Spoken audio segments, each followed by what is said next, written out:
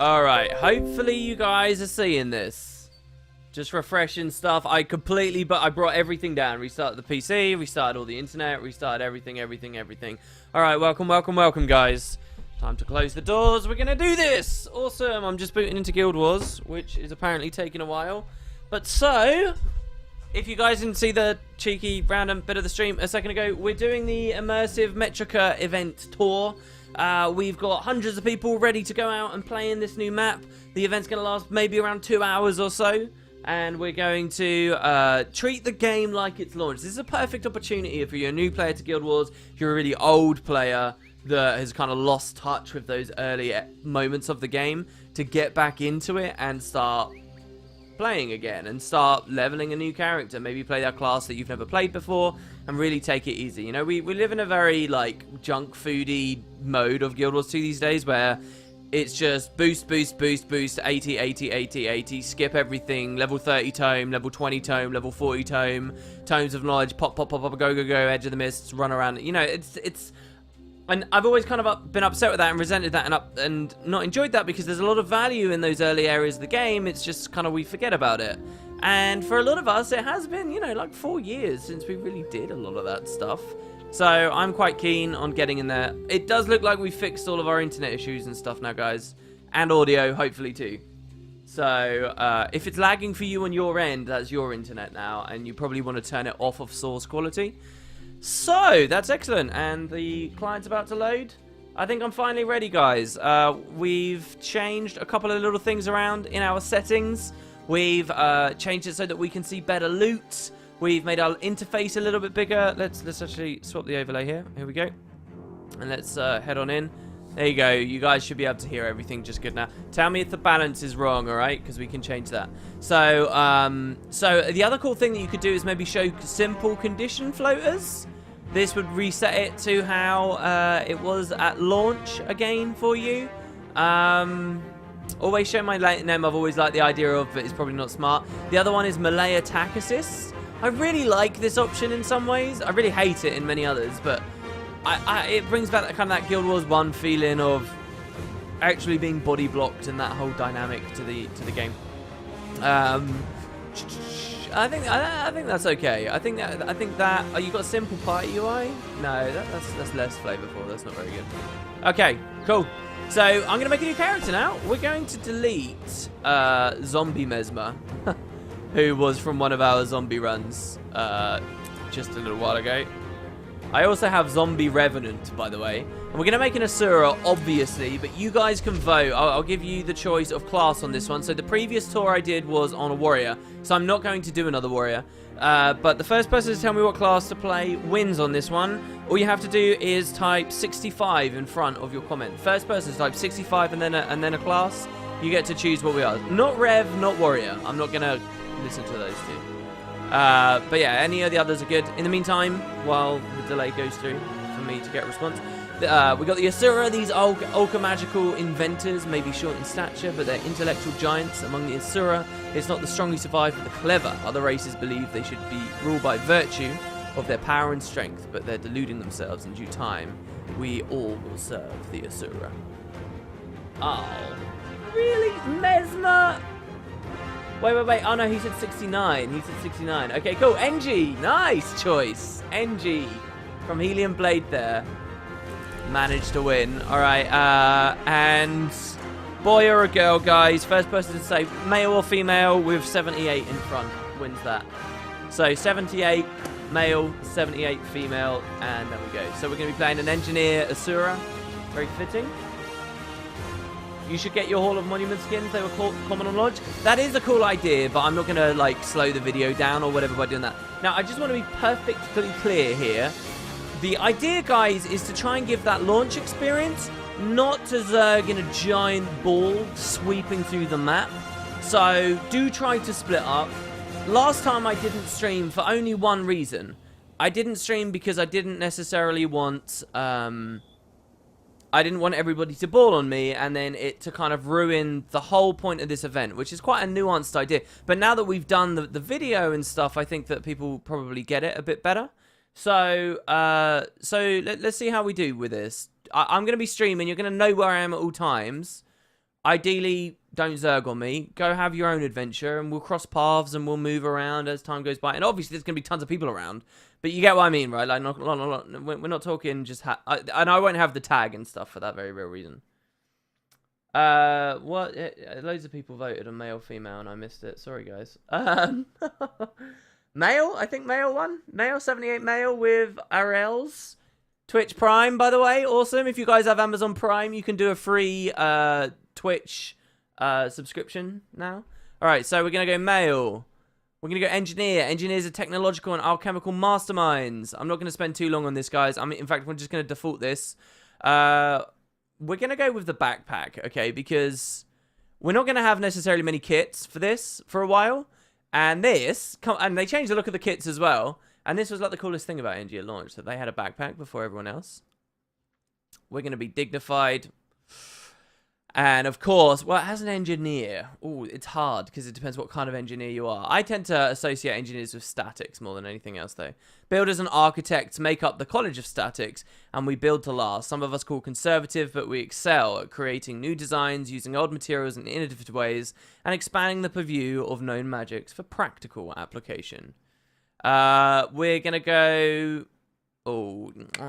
a statics guy wouldn't be making the Infinity Ball. That's more synergetics. Let's go the Valet Golem. Most golems are powerhouses designed for warfare. They show absolutely no subtlety or originality of design. My golem was a good... Well, it's not like we're going to do the story anyway. And then the completely useless choice. Let's go with Bronk.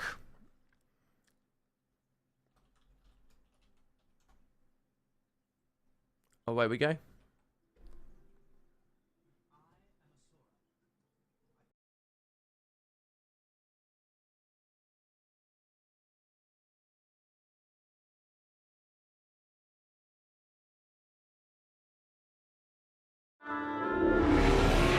Of course, we've excelled. We exceed expectations in everything we do. With Golem and Gate and Arcane Crystal, we have asserted our supremacy in this land and made it our own. We will not move another inch. Not for dragons, not for anyone.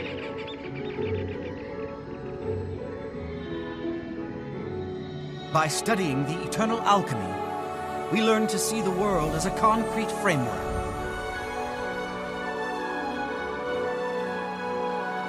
I believe that a steadfast structure requires a firm foundation. I belong to the College of Statics.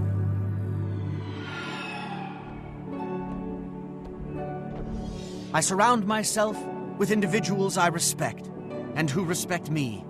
Collaboration induces excellence.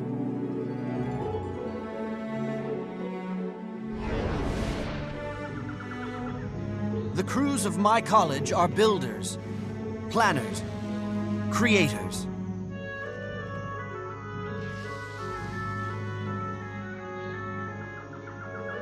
I've just been informed that defective golems, not mine of course, are causing havoc out in the jungle. Whatever the imbeciles outside the city have broken, I'll fix, and make my name doing so. In time, I will construct the edifice of a better world. A world devoid of chaos and destruction. This is my story. Alright, very nice. Cherokee, I know I may have missed the resub. I've already explained. I've got notifications turned off for this because they'll ruin the video otherwise. So, that really can't be helped. I'm also, so people are already asking me a lot of questions about Guild Wars. I might not be the best at responding to that stuff right now. I actually don't like the large interface. We're going to go down a little bit. Because I'm going to try and pay as much attention for the footage as possible. But obviously, we can answer each other's questions and I'll do my absolute best. Alright, so, we got the squad. I'm going to join the squad. That's how we're going to ferry into the map. And we're going to leave it once we get into the map. Then we're also going to come down to our chat box. You guys can't see this because I have this disabled on the stream. But I'm just going to turn that off. And we're going to get away with it. Alright, so we get our mail straight away about a hero's band and our Golem Banker. We're going to equip. Oh, we can't equip. Jesus, there's a lot of golems attacking here already. This already feels a bit weirder than normal. Jeez Louise. Okay, and we're getting tips from the game about camera control and stuff. All right, let's talk to this guy. He says there's a catastrophic glitch in the golem control system. In brief, they've all gone completely loopy. Find Peacemaster Gezi. She'll get to the bottom of this. Peacemasters? Sorry, Peacemakers? They're no help. Sure they are. Well, some of them are. Okay. A few are. But Gezi's the one of the good ones. It's funny how that dialogue feels a lot like Season 3 dialogue right there. Okay, so we're going to go find Gezi. Very nice. This one's kind of weird, this map, to me, because the Queen's-Tale one carries with it a lot of nostalgia. This map, not necessarily, but I do love the map, and obviously I main Asura and play It's pure chaos out here. This armor's badass, by the way. What's going on? Just what it looks like. These golems have gone mad. Zojja suspects someone tampered with them, and by someone, she means the Inquest. Zojja's rarely wrong. Don't tell her I said rarely, by the way. If it is the Inquest, she's going to need help. Where can I find her? At the malfunctioning gate that's spitting out these deranged golems. She claims she could feel them on the other side of the gate laughing at us. Not for long. I'm going to help Zojja shut down the problem at its source. Thanks for the information. All right, cool. So we're going to get to the portal. Apparently, we're joining on the tutorials is something we want to do. But I think we're already actually in one, which is pretty cool. All right, so what's our one ability we got so far in NG? Because I haven't leveled NG under the new system. And by new system, I mean Feature Pack 2, which is pretty old.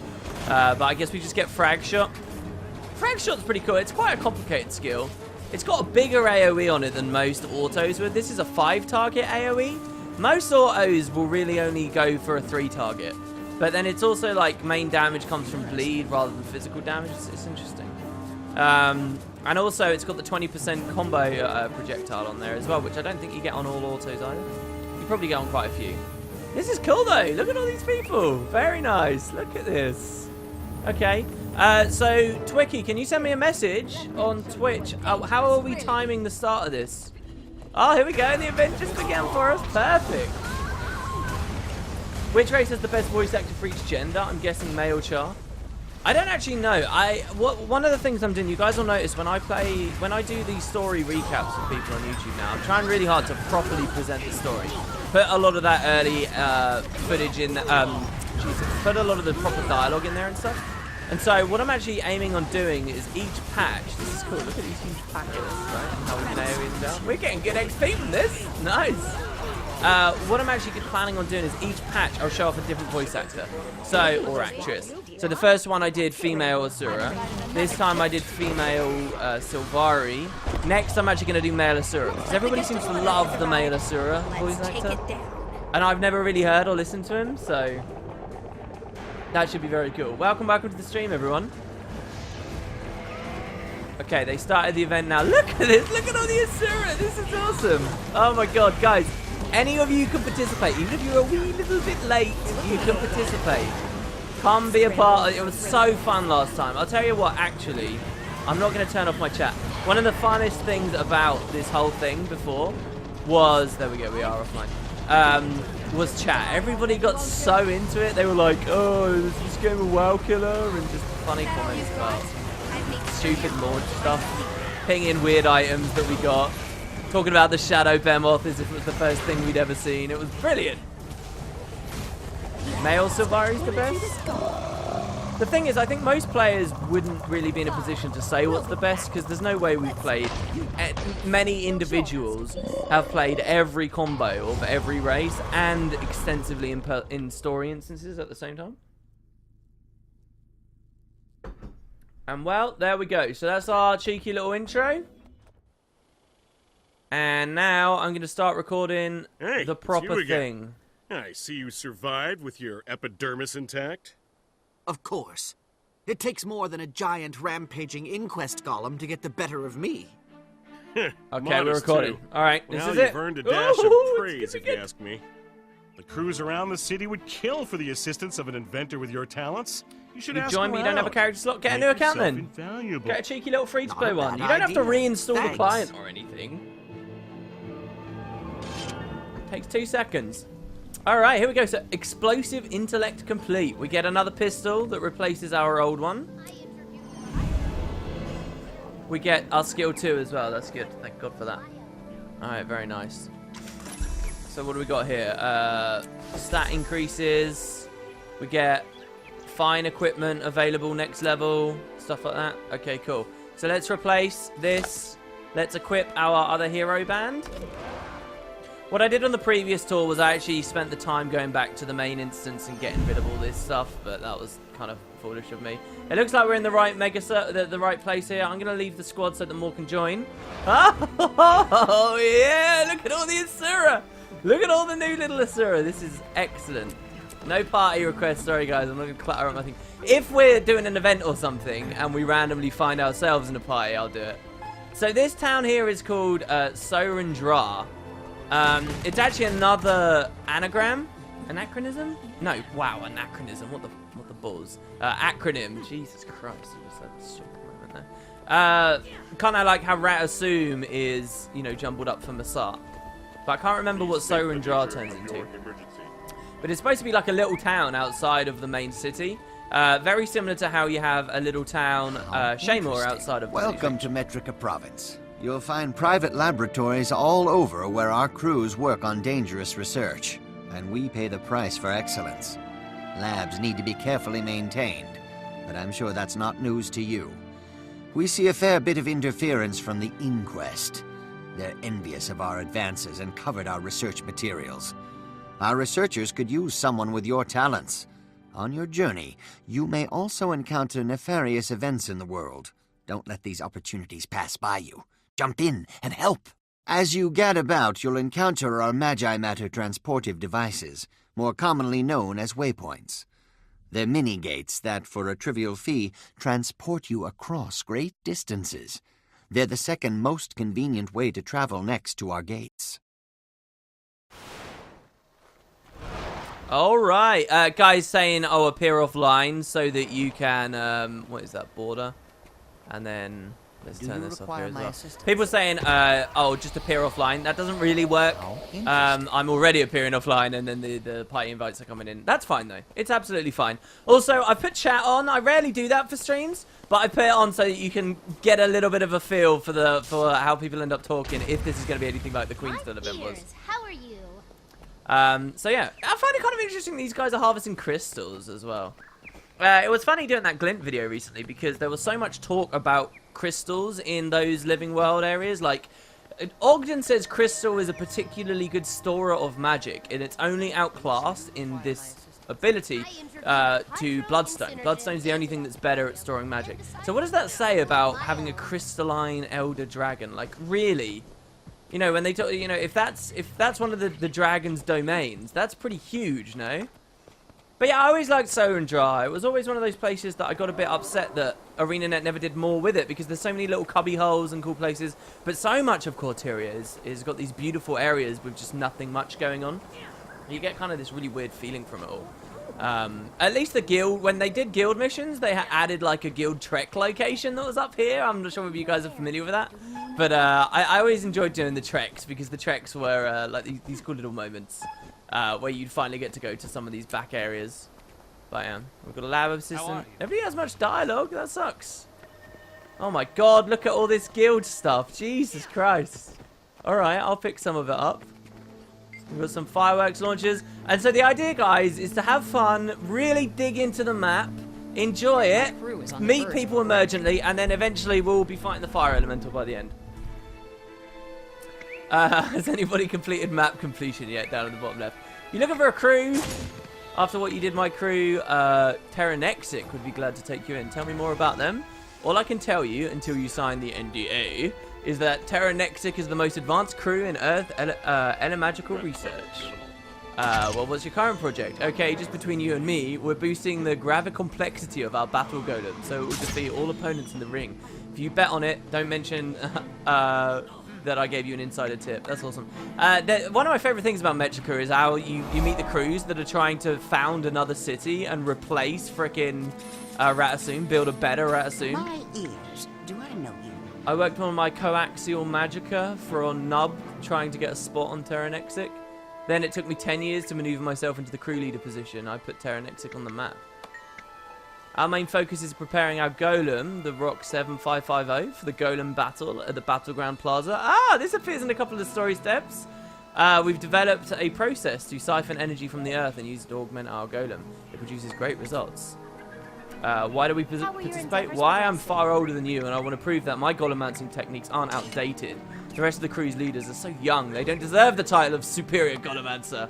That's kind of cool, because that's what our personal story decision was as well. I'm going to turn the effects volumes up. It's really important you get the footsteps sound effects. Those, to me, are the epitome of, like, launch. It's before you turn down the effect, you realise that combat sound effects are way too loud, and they're bundled in with it and stuff. Hearing the footsteps. Oof. I suppose I should also turn down my graphics settings, because we all had way crappier PCs back then, let's face it. But I can't bring myself to do that. Welcome. Excelsior. Got Incinogen preparations were complete ages ago. All that's left is polish, polish, polish.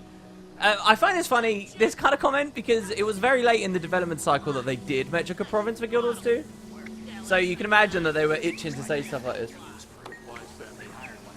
What are you preparing for? The next battle at the Battleground Plaza. If everything goes according to my plan, I have zero doubt my golem will claim victory. Only a brain-dead script would doubt Incinogen's success. I remember when I first came into this room as well. One of the few places you want a cheeky turn on post-processing just for a moment, because it will color grade it nicely. It will do a bit of the waviness with the heat. Oh, that guy just owned that ember. Can we kill it that fast? Oh, we can't. Oh, no, he heart-seeked it. Thief is OP, man. Thief is OP. Oh, see, check out the lava. I wonder if people... The thing is with Asura as well, right? Like, it's easy at launch... Oh, and I'm going to try my best not to glide. It's easy at launch not to do, like, to do kind of lore names for Asura, like Tic Tac and stuff like that. But then, it's been so many years now, all those really short, one-syllable names have all basically been taken. This was always a curious room to me, because you come here for the Vista, but there was stuff to kill, but there were no hearts or anything. Has anyone seen that new video, Gangnam Style? Was that way around Guild Wars 2's launch? I think that was later, wasn't it? Lol, crappier PC. I built this an hour before launch. Really? And you're still on it today? That's cool. That's nothing weird, by the way, in my opinion. I reckon being a good PC consumer, you should probably stick with the same general machine. 5 years at a time is the right balance of frugality and keeping on top, in my opinion. But the way I sort of do it is I just replace individual components. It's very hard to judge. The PC I've currently got is sort of a mixed match of old pieces and new pieces. And it's hard to say at what point it changed completely. Okay, so there's a bunch of labourers. Control panel. I wonder if anyone's playing chess. Do they still have chess disabled on this map, or can we actually play chess still? Can we do it? I hate that they disabled this stuff. Okay, look, there is an RC golem here. Oh, come on. Can we play it? Oh, we can't play chess anymore. What? ArenaNet. Stop killing the flavour. Oh my god. What happened on Feature Pack 2? Somebody tell me what happened. Yeah, let's get rid of all the cool shit. Yeah, that's a great idea. Yeah. Alright, we had a serious talk about that before. Let's not get into it. But Christ, man. Okay, let's talk to the heart guy. Chess was badass. You can play in Heart of Thorns, by the way. There is one place in Heart of Thorns you can do it. It's getting harder and harder to keep up with all the golems. Everyone thinks that they're the next great golemancer, but Dula rises above the pretenders. Aren't you Dula? Of course! The Arcane Council has assigned me to keep metrics and records on all the golems in Sovereign Draw. They thought they could sideline me with paperwork, but my golemancing days are far from over. What kind of golemancing are you working on? I'm doing many things, too many to explain to anyone unless that anyone was interested in assisting me. I'm willing to lend a hand.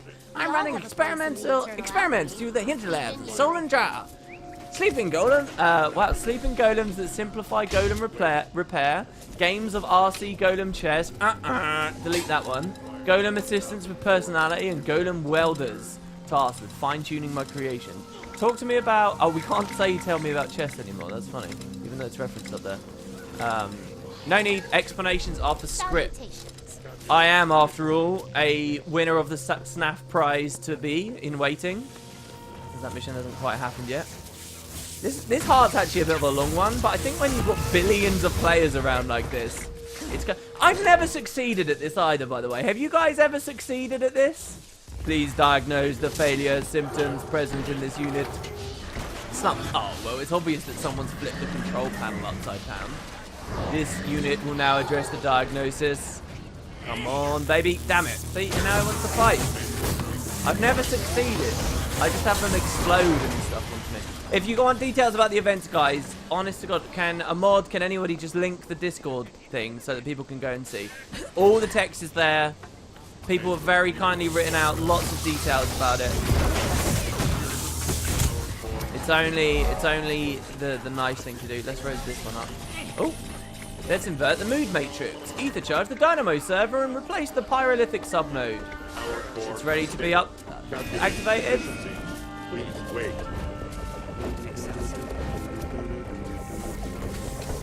1,417 errors. Okay, the elevator music was a nice touch. Well, we finished the heart, but there's an event over here which I kind of want to go and grab, so let's get a couple of shots in. You've done some fine work, Gipper Yap. It's not often I find myself impressed with the work of another. If I had heard a number of crews mention your name with both admiration and jealousy. And while admiration is nice, jealousy is the sweet nectar of other bitterness. Wow. Bitternesses. Is that really what you were saying? Unit energy What's going on here? Oh my god. Billions of worms spawning out of nowhere. See, I don't really get the context of this event, which makes me sad. I feel like dynamic events are kind of missing a trick. You should be able to like click the region of the UI where the event's going on, and it should give you like a nice detailed lore description of what's going on and why. There we go, our first loot, guys, a tiny fang. That's like one of those features, if I had unlimited time to develop stuff, that's like one of those features I would have over the game, right? Like, along with lore books and things like that. Jesus Christ, look at us all. Oh. It's funny how few of us have PvP'd this season as well. There's a couple of like Amber people. I don't see anyone else who's legendary here. I see one Ruby guy.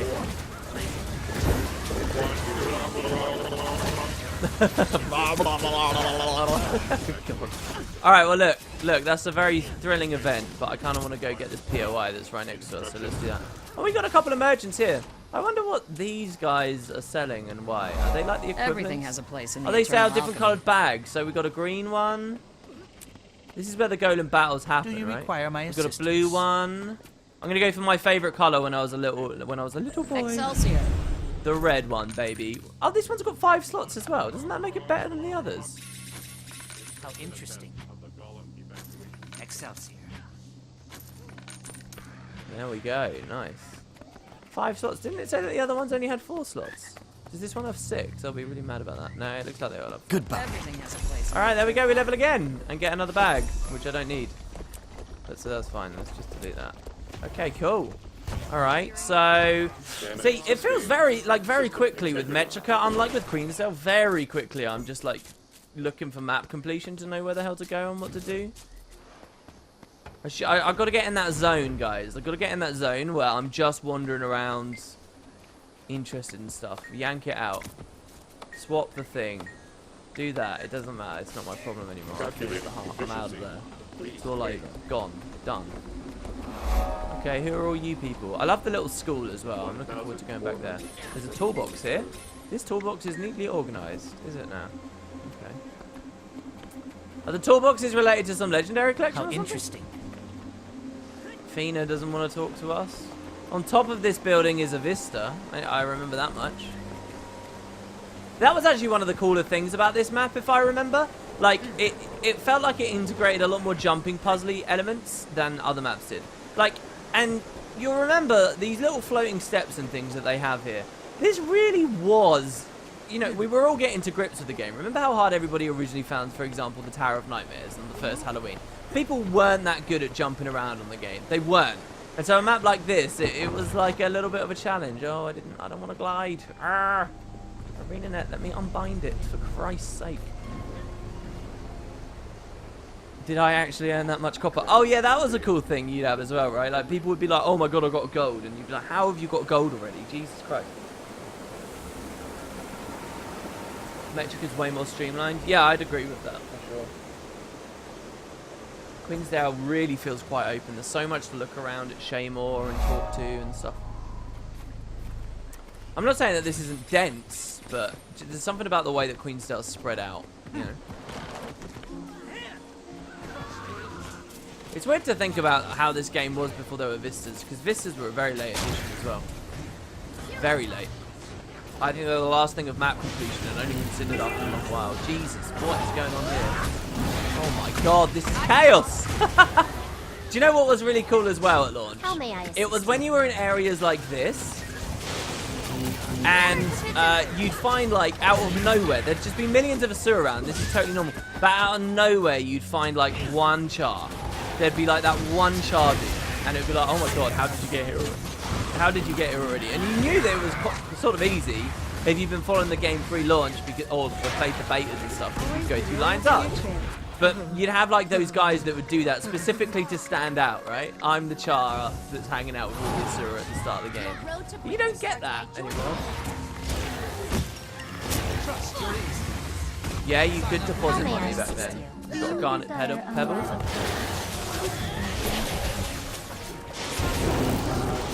Jesus. We're finishing some of these hearts so quickly. Reminds me of when we were doing permadeath stuff. Oh my god. And we had these big zergs running around all the time, you know. Oh, there I skipped a heart reward without reading it. Yippee yap, I regret never having you as my pupil. The progeny all look up to you, although they may be reluctant to admit it. I'll award you 5 gold stars for your excellence. Have you got anything for me? Would we like to buy some gloves, guys? Let's buy some gloves. I have an offer. Oh, yeah. Oh, yeah. Look at that. Oh, baby. That's what I'm talking about. That's some gear right there.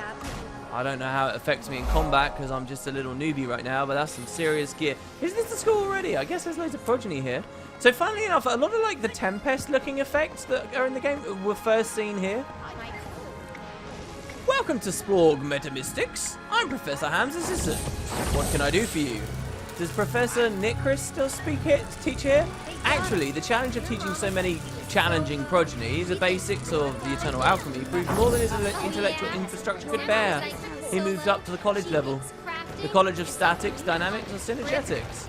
He was never much of a builder, so he passed on statics, and gizmo making was never his passions, which meant the College of Dynamics was out of the question.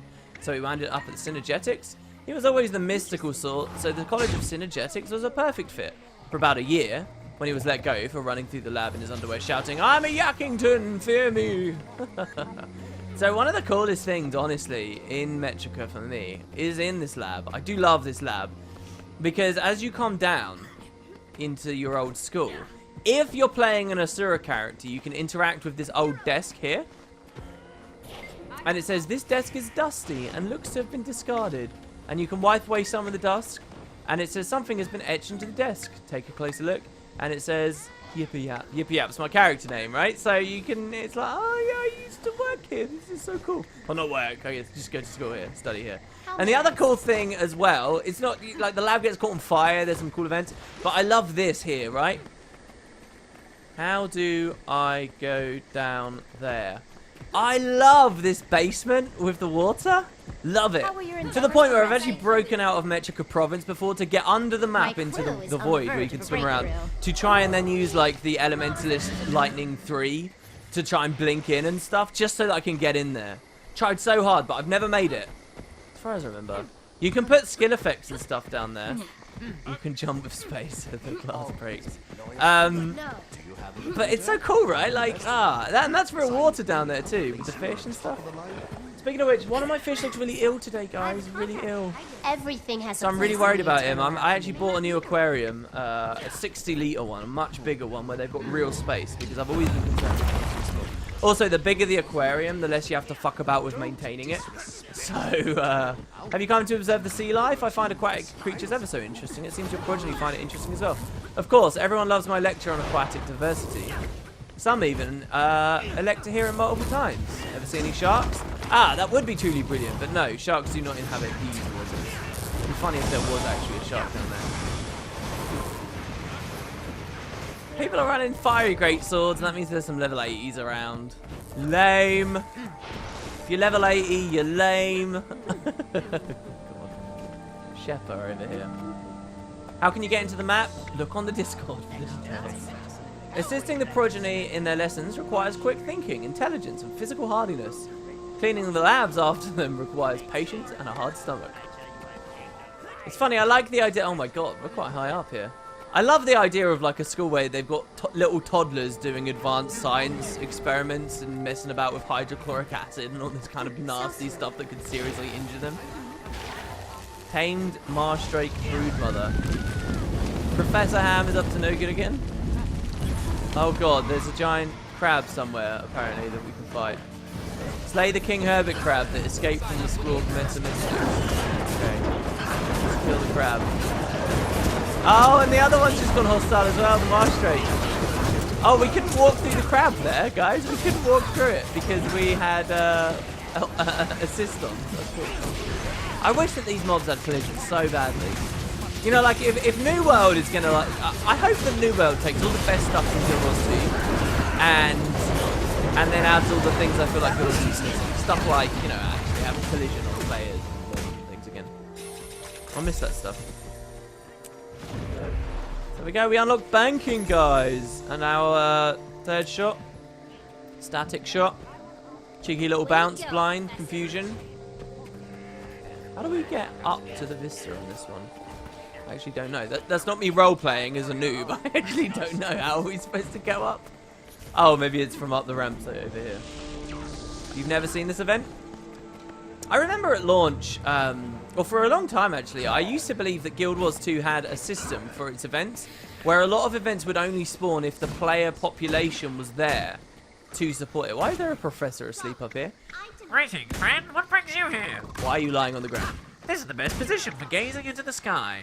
I highly recommend it. Looking into a clear sky helps clear the mind and improve one's focus. I think all of your students are sleeping. Nonsense, they're just enveloped in their own minds, if you say so. You're like little... Oh, the baby. This is like one of those areas where I do like that they went with stupidly cutesy stuff. Look, we can't get outside. How do we get that vista? We'd have to find it somewhere. Look at all these people in this school. I've never seen this many people in this school. Jeez. And that's the other thing you guys are going to remember, right? Like, this is actually better than launch. Because launch didn't have the culling that we now have. Launch had really bad culling. Launch would just... These players might have been around, but you wouldn't see them because lol culling. Okay, so I want to get the vista, but I don't want to cheat by gliding. So...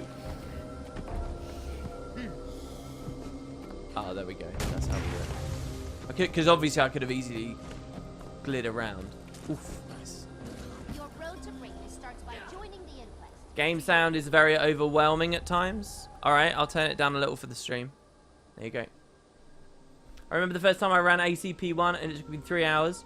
I remember the very first trailer ever for Guild Wars 2. I obviously, not this anniversary, but the last anniversary, I did that really detailed look into it and all the changes and stuff. But I remember one of the most exciting shots to me from that first ever trailer was a party of like 3 or 4 people charging through some dungeon, and it ended up being Ascalon Catacombs. And I remember just that thrill. It's still there in my chest of, oh my god, yeah, look at this dungeon, it looks badass. And how desperately I wanted to do AC. Alright, Inquest still have quite a lot of morale. This is kind of funny, actually. Metrica is so dense of events, it's kind of hard to go slow. It's like you don't want to miss out, so you just sort of charge around. I'm just going to tag it. I'm going to be really cheeky. It's sort of playing metagamey, which isn't the idea of the event, but I'm going to do it anyway. I'm going to grab that, and then I'm just going to come and hang out and talk to these guys. But yeah, I believe for a long time that they had a lot of events in the game, but you'd only see them if there was high player population. And so that's why it felt like there were less events in the later days than the earlier days.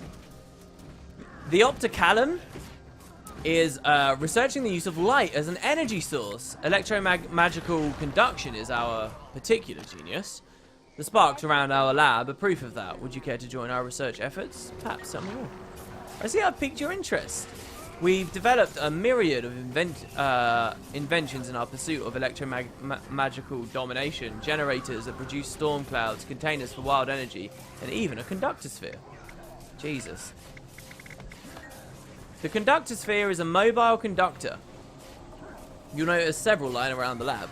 Some are even generated by the roaming sparks and storm cloud generators. Use one to fill the energy containers. Alright, how about no? So much stuff, it's hard to keep up. The Asura are so intelligent. WP, we had an Asura dance party when we stood at the spawn in the stairway in a triangle. If you need some footage I got from a couple of minutes. Hey, yeah, that's cool. If you put it on YouTube and send me a link to it, I can download it from YouTube and maybe splice it in, if that's the way that this ends up going. I try not to edit these videos, but we'll see. Aeronautics is a new crew, and we've got plenty to prove. Other crews look down their noses at us, but not for long. When our golem wins, it will be tears running down their noses instead of disdain. When your golem wins what? The Golem Battle at the Battleground Plaza. It's every professional golem hunter's dream to claim victory in the arena. There's no better way to earn recognition for your work. Well, why don't we ever see that since launch? Aeronautics is a fairly new crew, but our leader, Prugy, has decades of experience. He was the founder of the famous Prugy-called crew. Why did he leave that crew? He's pretty tight-lipped about it, but I heard that his partner, Cole, defected to the Inquest and took all their research with him. I like that. That's a really cool little story. That is cool. We all have a place. Do you know what we missed? We didn't go through the Asura gate back to where you fight the original golem. Let's nip back there and do that. Kind of excited to do that. Kind of get less skills here as well. Someone said, by the way, that I should do these events. If I'm going to call this immersive, I have to do it in first person. What do you guys think about that? A pure first person experience. Obviously, this wouldn't be like launch at all. What do you think? Maybe we should do one or two maps as we cover the game in first person. Look at the waterfalls. This is pretty here. I don't really hang around here. Raka. I assist researcher Nix with maintaining the institute. Right now we're optimizing the quantum refluxer for better transdimensional recombination during teleportation recovery. Oh, that makes lots of sense. I love this headdress, man. I should wear more cultural and stuff. They should do a cultural T4. Come on, man. I know armor takes a long time. Cultural T4, it was supposed to come with Heart of Thorns. Who are you? Why are you poking around the institute? How did you get in here? What's your agenda? Get in where? Sorry, I was just curious. Apologies for the barrage of queries. It isn't often I get visitors here. I'm the sole significant caretaker of the Golem Magical Institute. Why is it so deserted? All but the most committed researchers left after the Inquest brought Prototype X here. That's what we killed in the tutorial. Whining about not feeling safe anymore. Personal safety is overrated. Oh well, more room for the rest of us. She feels very, very... What was funny there? It could have come straight out of the mouth of Gad. Oh my god, that person looked a bit like a Lagos. I wonder whether that was intentional. Oh man, look at this room. Oh, there's no map completion in here anyway? Excelsior. I'm sure there's events that take place in here. See, look at that balcony up there, man. I want to go up to that balcony. I'm pretty sure you can by breaking out the map. They should have done a personal story instance in here that lets you up on those balconies. It's almost like this is an arena for spectating stuff. Do you know what? ArenaNet, you could just reuse this as a PvP 1v1 arena thing or something. I don't know. Look at it. It's perfect. People stand on the sides for spectating. Christ, this is bigger than most guild arenas. You know that they promised us that guild map, a separate guild map for GVGs, for World vs. Worlders? Cut this out, put it in an instance, fucking boom. You're done. Sorted. It's big enough. Is it big enough? Oof. Well, it's certainly a lot bigger than the guild ones. You could host a 10v10 in this. Where you just want to clash, butt heads. I mean, it's literally sorted. Alright, anyway. Oh, is this the start of an event? Years too. I'm quite impressed with us. Alright, no, it doesn't look like it is. Alright, let's get out of here. Was that a Phil voice you did there? It was, yeah. Setsuna has taught me the value of holding my nose when doing voices. That would be a lovely guild arena. I agree. If you actually had view models in first person, it would be awesome. But first person as it is now in Guild Wars 2 is giving me a headache. Yeah. I did a video the other day on Guild Wars 1 Toolbox. Guys, it's insane. You can mess with FOV. You can unlock the camera and fly around maps. It's so cool. I want to post the video, but I'm actually a little bit nervous about it because I filmed it on my Guild Wars 1 account, which is my Guild Wars 2 account. And if ArenaNet or NCSoft get a bit pissy about it because they're not totally happy with people running Toolbox, even though they've never taken action against anyone doing it at all or something like that, I would be really scared to lose my account. So I'm actually trying to get a response from NCSoft, just the slightest hint of permission to post the video before I do it. I might do it anyway in the future, but oh, it's so cool. Toolbox is really cool. If I can't, it will just go up as like a Patreon exclusive instead, so that I don't get punished for putting it up. Oh, Storm Cloud Generator. So I mentioned in a recent video, I was talking about what makes a heart good, what means that the heart actually offers value to the game or not. This is crazy. And in my opinion, when you're making a heart, hearts can add value, but the problem ArenaNet makes is they do these objectives where you just press F. Turning this on, even if it's got a nice pretty effect on it, if it is as simple as pressing F, it's bollocks, and I don't think it should be done anyway. It should always be holding an environmental weapon, doing something like that, special action hotkey, luring mobs over to stuff and then pressing F on them. Like, there just needs to be some twist, some extra component to it. But, you know, when it's just as simple as, I'll press F on this, but I think it's too simple and it just makes it, it boils it down to just busy work. There's not enough flavor in it. But yeah, I was trying to assess, and that's today's video actually that I put up. I was trying to assess what it is that, you know, makes a heart strong versus what makes a heart not strong. Because they had an interesting mix in the newest map. I understand the desire for increased laboratory defenses, but our first priority is research, not armored lab slippers. What exactly are you researching? I can't give you details, but I can say that the Opticalum lab is conducting exciting research. Very exciting. Give me a hint. I won't tell anyone. All right, just a hint though. 3 words, all beginning with E. Electricity, energy, and escalation. You put it together, the Inquest have. That's why they keep coming around. What do the Inquest want? What do they ever want? To steal our genius and twist it to their own evil ends. Their methods are suspect at best. Very bothersome. I wouldn't work with them if my life depended on it. I don't blame you. Good luck. I like all the talk about the Inquest. It's been well to introduce them. So the energy tanks, we have to kill stuff, don't we? Or grab the orbs? It might be hard to find the orbs right now. Someone's saying, oh my god, guys, use /rank. Whoa! I shouldn't have done that. That wasn't very launch. There was no /rank like that at launch. What am I doing? Oh, I miss when the /ranks had prestige. Do you guys remember when it was like insanely rare to see the Phoenix? Somebody like data mined it early. Someone who wasn't shaman, might I add. Data mined it early. What are we supposed to do while we have this on us? Is this when we go to the tanks? This one seems different from the others. That's for a legendary collection. This storm effect appears in the very first trailer as well, with the centaurs. I don't know what I'm doing. I should have done more of that event, because I'd be done with this heart way quicker. I love the realization here that all these people are all the different hearts all at once right now. Or the early ones in the map, and we'll all progress a bit faster. Killing a mosquito is not going to help, is it? We'll see. No, it didn't help. We've got a bit of bonus XP though. Oh, kill this spark when he drop a thing? We can... No. Is this an example of a heart that's scaling really crappily? Alright, well look, we got the buff on us. Oh, there you go. There you go. Oh, I guess you kill a spark, get the buff on you, and then you can go to a tank and fill it up. And that's sort of the way it's working. And there's not many sparks around because there's a billion people around. This is an unpleasant development. Oh, there you go. Look, the NPCs are doing it. Wow, did you see that? That's so cool. Man. Oh, there's one. Do I even like first person? I do. I was pushing for first person hard, and not because of machinima and stuff. I do genuinely really like it. It's obviously not perfect in Guild Wars 2.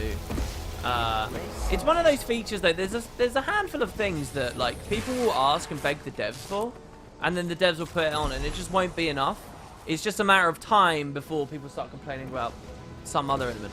So with first person, it's like, okay, now I'm not satisfied because I don't have my weapons visible, and then later it'll be now I'm not satisfied because of this other small tweak. The a recent example. Okay, wait. Let me. My crew is on the verge Let me not of a breakthrough. get distracted ranting here. How are things progressing? Let the other crews splash in the water, play in the dirt, blow in the wind. Opticalum innovates while the other crews salivate. Show me what you got, lady.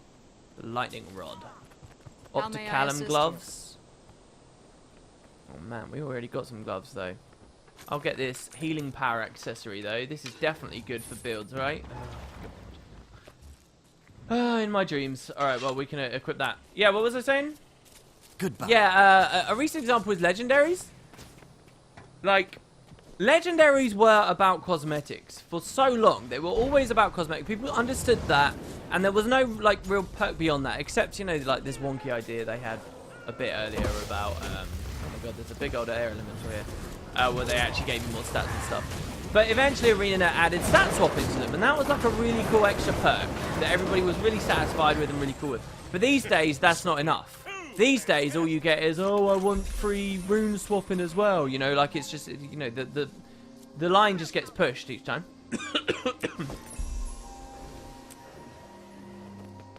I'm not saying that's a bad thing to request, by the way, although it's not something that I can see where people are coming from when they suggest it. But it's like, you know, we're already a long way from where legendaries initially were, and now we're catering to an even smaller subset of people who still don't feel like it's enough. Our lab is cluttered with spare golem parts. Interested in taking any of them off our hands? That's not a spare golem part. That's a blue leather bag. Stop with your generic merchants. Embrace simplicity. Yeah, doing the jumping puzzle might be fun, actually. That might be really, really, really cool. Excelsior. What brings you to our neck of the swamp? This is a lab. Not just a lab. Incompoptics is the lab. All the other crews look on Incompoptics with a combination of awe and jealousy. At least they would if they had the intelligence we here at Incompoptics possess. I knew I was going to mess that up at one point. Why are you so far from the other labs? We used to occupy this tiny shack just outside Sarandrata, but we had to move upwind of the other labs. They exhaust the most malodorous scent. I don't know whether it's their materials or personnel. That's the reason you relocated? We were also asked to move because apparently of all of our banging and clanging, we're keeping them up at night. But if you want to build the finest defensive golems in Tyria, you have to work around the clock. Okay. And now, to destroy you. Ooh, what? Destroy what? So this heart's different now, obviously. But small changes like this, I'm happy to embrace. Because the point is, this is Guild Wars 2 in 2016, right? Oh no, I missed the res, damn it. You used to, on this event, if people don't know, you used to turn into a golem. It would swap all your skills out, and the skills weren't really, sorted out very well. This is a rare, good change that came with the release of the Chinese client and Feature Pack 2. Now what happens is you can test my Scrap ATT Proto Golem. Its controls are a sophisticated leap ahead of its predecessor while remaining easy to operate. And so now it will observe and follow us. Then I'll get right to work. Oh my god, look in here! Jesus Christ. So yeah, now it just wanders around with you, and you press F and it will like automatically thing the stuff. So there you do that. Beeps intensively. 6 feet tall. Again, I remind you guys that there's a lot of conversation going on in map chat. Hopefully you can see that on the screen. And with lots of players around, it spawns enough mobs that we can kind of just be done with the heart really quickly. It's going to speed up our little tour here even faster. Even more. Somebody got a level up. I wonder if, of all the people who came here on level 1 today to cap the map out, I wonder of all those people, who is the highest level right now? Who has pushed furthest? I reckon we've probably got like a level 7 or level 8 dude somewhere around there. Man, we're missing this down here. Oh, no, really. Your golem part, no, weeps and whirs. Beeps and whirs. Oh yeah, I've got a little bank with me, so I could just drop one where I like. Good to see you. The scrap ATT alchemic regression dual utility internodal operator. +3 healing power. Yes, it's a rather long name for something so simple, but these have revolutionized the home golem making industry. Oh, look, boots with Fondy damage, something I actually want, but totally unnecessary. Excelsior. Okay. Do you require my I gotta stop going on about that stuff. He's a weed. That is all right. Let's see what he says as thank you here. I'd like to extend my gratitude. My crew is hard at work on creating the most impervious defensive golem in the world has ever seen, but it's important we not forget the dangers of an unmanaged scrap heap. I'm confident my crew will realize this just as you have. Okay. Another big change is the removal of an underwater heart. There used to be a pretty prominent heart here. That took a long time to do, dealing with an Inquest base down here in this water. Oh, and our golems are disappearing. I don't like... People seem to be following me. I might waypoint away in a second, because that wasn't kind of the idea. But yeah, there used to be a heart around here. Now it's just a POI, so you really don't spend much time. I always wished we could properly enter this underwater lab here. That would have been sweet. That would have been really sweet. Now it looks all dead. This actually reminds me a lot of... I don't know how many people in the stream watch my Final Fantasy X series. There's a moment at the start of FF10 where you go underwater to salvage a sunken airship, and this somehow reminds me of that a little. Oh, the dodge roll trainer. I haven't dodged yet. So let's see if we can do this. Jesus Christ, it's going hardcore. Dodge to avoid danger by pressing Control Space or double tapping a movement key. But I have that disabled. While dodging, you're temporarily invulnerable. The yellow endurance bar above your health drains with each dodge, but it will recover over time. Okay. What is that called in the combat log when you get hit by the dodge tutorial? What is that? Damage taken. It is doing damage. It's not reading it though. It's not listening. Or whatever. Alright. We'll dodge too. Ready? Yeah. We got some better boots. Actually, they're not Condi damage, so we're going to get out of there. Jesus, that's a loud sound effect. I appreciate it's loud, guys. We're getting away. We got a raffle going on in chat. Check it out, guys. ANET is slowly but surely removing any and all reasons to go underwater. Yeah, I've heard some theories that they were going to try and do away with it entirely in Heart of Thorns or something, but then they didn't in the end. I don't know what substantiates those theories. Unbelievable! The Inquest is using the Dorotol Hylic poison for their nefarious deeds! What have you been working on? Only a specific type of kelp stops the effects of the poison. My current project, the countermeasure harpoon, can neutralize Hylic poison if infused with this kelp. Interesting, I'd like to help. Huzzah! I've been short-handed since that ignoramus fix wandered off. I could use help dealing with the Inquest, acquiring the kelp and neutralizing the poison. Alright, you bet. Alright, let's do this skill challenge here. Oh, and this. A meal today means no travel tomorrow. A meal today. Okay, she already It's did. good you have met me. Get it. I love that feeling of when it just pops again and again and again and again and again. Look how much bleed it's got as well. Jesus Christ, how many bleed at the low levels?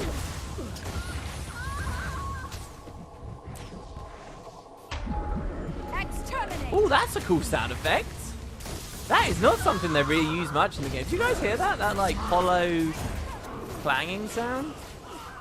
Wow. Let's listen to that again. Ready? Listen very carefully, okay? Somebody died. One of the Inquest died and kind of overlapped with a bit there. That's cool though. Exterminate. Huh.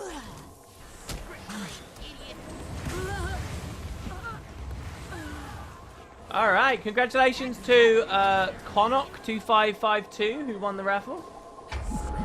Exterminate. Apparently the fire elemental was 3 hours after we started, so it might be a little bit late, but we'll see how it goes. I'd rather not do the stream for a full 3 hours, but if it comes to that, then it comes to that. I'm finally a little bit more on top of my work, so it shouldn't be the worst thing in the world. Hello. What's up here, I wonder? Oh, man. See, and how rarely I don't know whether I've ever really, well, not for years, been up in one of these. Do they use this asset anywhere anymore? This was a perfect thing to pin Heart of Thorns. Why wasn't it? This is a cool little tower. You could scale this right up, make this a very cool... Seriously, you could scale this to be really big and make this a proper little outpost thing. That's badass. No reason to go there. Again.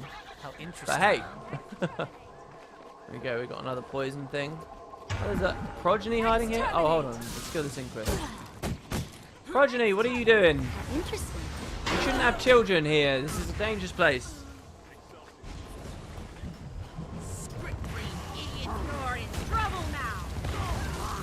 Alex Jar Jar, I'm not going to be able to click that link or do anything with that video right now. You'll have to send it to me at the end of the stream or PM it to me or something like that. Somewhere I'll see it and remember it. Because obviously I'm streaming right now, I can't just stop.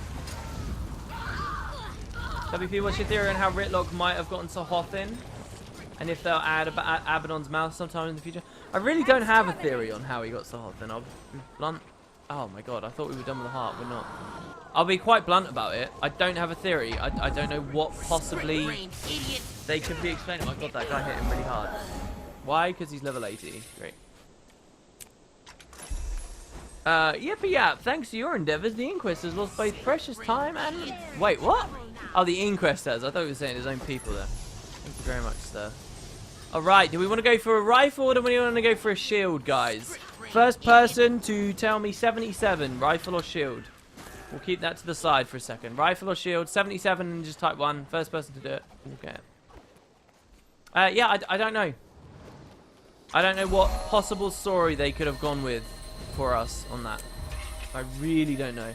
This is one of my favourite little parts in early Metrica. This kind of like floaty bridge thing. Man, it's turning to night. God damn it, game, universe. Yeah.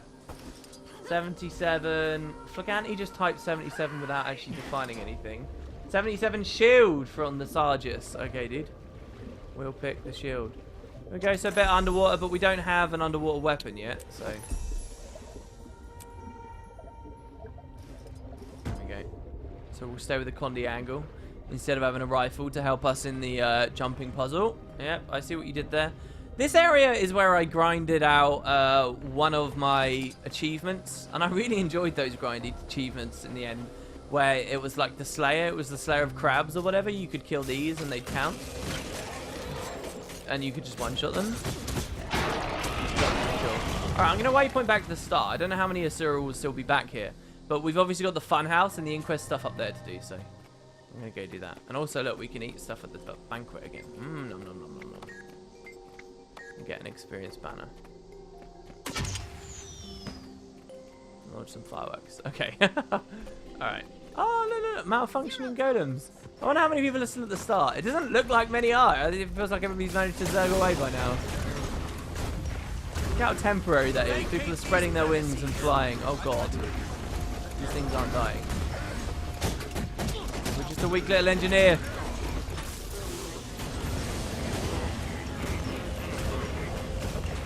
Again, guys, you don't have to, like, follow me around moment for moment for moment. You didn't have to waypoint back just as I did there. So I'm in the UK at the moment and the internet is horrid. Do you experience terrible ping too? No, not at all. I have a ping of 66 right now while I'm streaming. Often, if I'm playing on NA, I'll have a ping of, like, 20 or so. I have no excuse to be as bad at the game as I sometimes can be if I'm playing on EU. Because I can have like 144 frames and a ping of 20. Right, like, all the reaction time comes down to my brain. I have been curious about, the marsh north of Soren Dry is remarkably tumultuous. Senior researcher Shun and his salvage crew clash with the Inquest as they race to unearth an artifact at the old Golem Foundry site. Across the river from the old Golem Foundry, the Brill Alliance crew has begun researching Skrit, who make for troublesome, uncooperative test subjects. These crews can always use extra hands.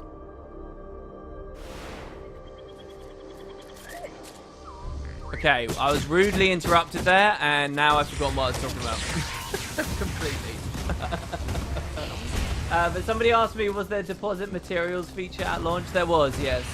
It had absolutely been there at launch. That was one of those like, whoa, did you guys know that this exists things? From very, very early on.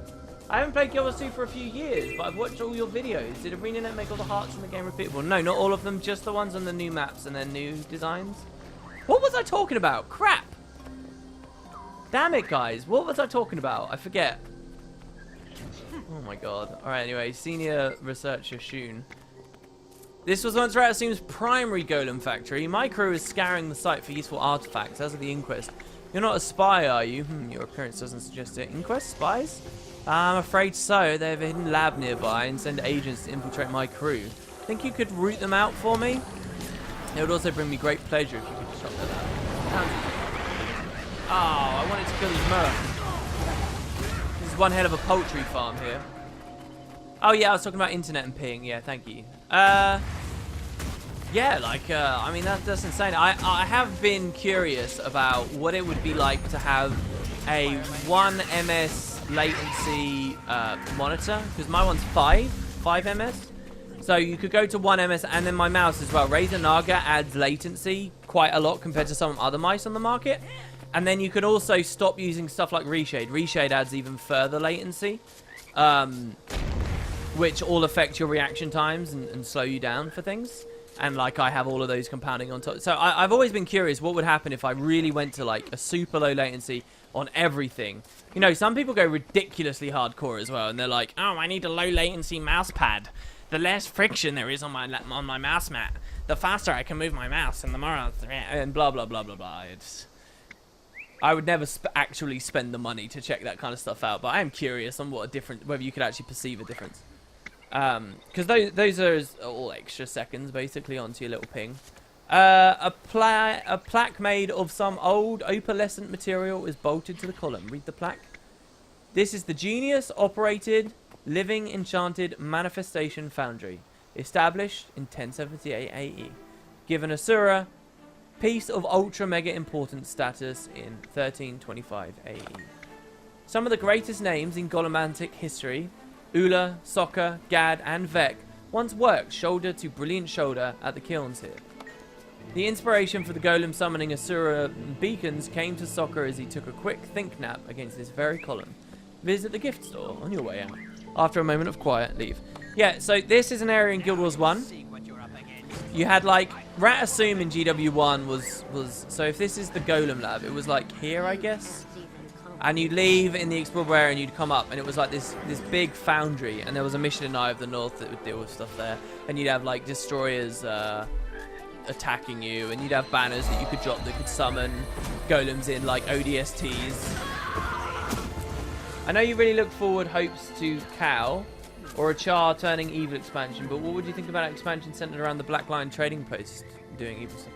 I don't know. BLTC versus Consortium is a cool concept. By the way, my thing isn't really Char turning evil necessarily. I would love an expansion that, yeah, does deal with the peace treaty and maybe the breakdown of the peace treaty as Jen is revealed to be a fraud or any of this kind of stuff. I would love that. And I would love Cal to touch on the Ash Legion homelands, expanding the reach of the map, the Blood Legion homelands, go to the other citadels, really dive into the fallout of the Flame Legion. There's a lot of really rich stuff that the Cal could go into. I'd love it. But it's not necessarily just I want the Char to become evil and the war to pick up again. It's not necessarily what it's all about for me. Cal could also make some serious adjustments to clearing the ghosts out of Ascalon. WP will have made it when the next expansion we find a wooden cog item. A wooden cog? What? Because of the joke of Cal? Cogs of War? Dude, I would have really made it. If they're going to top the potato, which obviously there is absolutely no reason for them to ever do anything more than the potato. But if they were ever going to top the potato, what they need to do is name the next when they finally do the Char one, actually call it Cal. In the face of the stupid acronym that will hurt sales and a lot of it. Actually call it Cal. That would be amazing. Oh, so there's no events going on here. Or it might be at the end of the hallway. But there's some guys you can free from prison in here. One of the more fun areas to break out of the map is here, by the way. Because you can climb around on these windows up here. Look how cool this lab is. So you see this floor texture, just as a bit of an aside. I won't spend ages on it. But you see these symbols on it? These are Inquest symbols. This same floor texture was reused in the... though it doesn't look as pretty as this one does. This one looks really cool. Look how good the floor looks. Jesus Christ. This floor texture was reused in the most recent patch in the sort of virtual reality simulator. Doesn't necessarily mean that there is real no versus Inquest connection, but... Did I already use Bat-tato? Bat-tato. What am I forgetting in Bat-tato? I recognise the word. Are you talking about a face cam that I'm supposed to have made? I haven't made one that looks like a bat. Yeah, no. That's what you're talking about. I'm forgetting what I do. Help me out.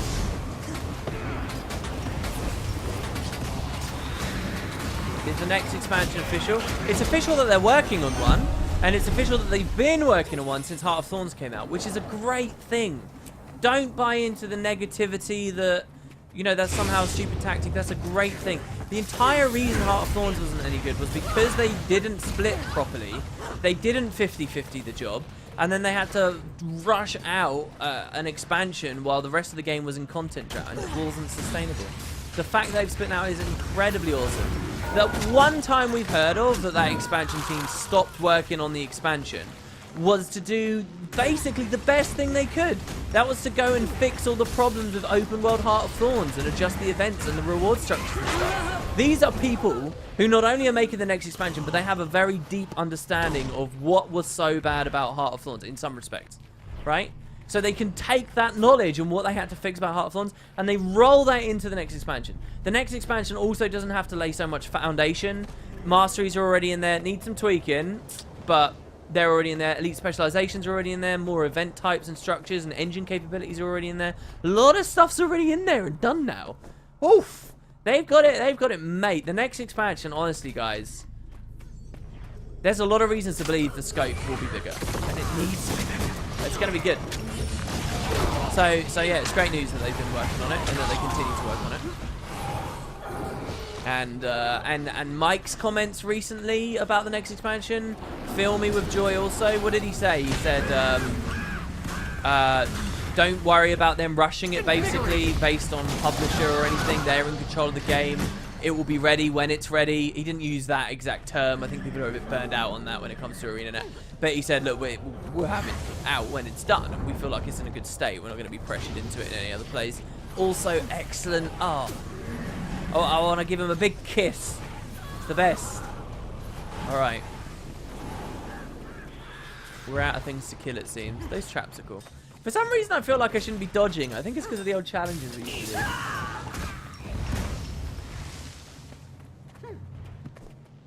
How long has the stream been going on? 1 hour so far. We're about an hour in. An hour in and we're only level 6. Shit. Oh, God. How come no one is spamming guild recruitments? I can't remember. Were gold sellers a big thing in the very, very, very early instances? Power level boost. Oh, there was a really funny thing that we tweeted out the other day. It's this old... Look up a video on YouTube called Guild Wars 2 Secrets or something. It's this amazing video of this guy trying to scam people out of money. To like pay hundreds of dollars for this like epic guide to beat all the to be the best Guild Wars 2 player. It's hilarious. A guy from Relics of Ore did a joke video of it, which is equally hilarious. This is funny. I don't know if we can translate that. Interesting. If ArenaNet would not have given any expansion at all from the story in Heart of Thorn to make it easy to get the masteries and make them character bound and not account bound, if they would have done that, they would have had a step. Had a system to stop people rushing it as long as it's not completely skipping progress. I don't know whether they needed to be... maybe the masteries needed to be quicker. I don't know. But yeah, character bound would have been huge.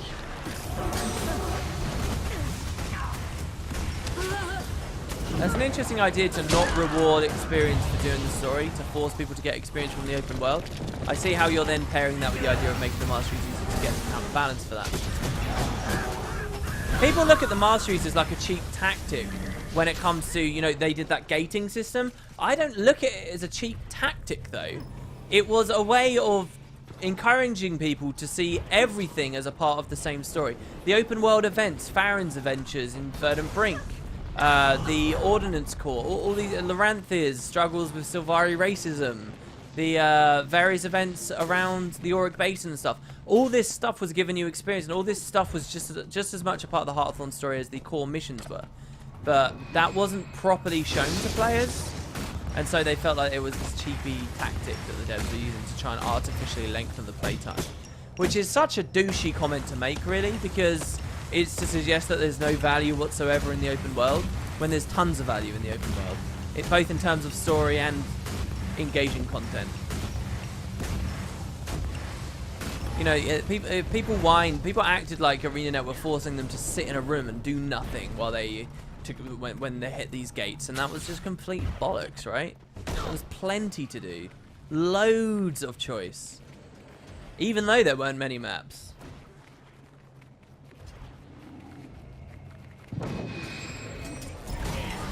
I think it was that was a really misguided backlash.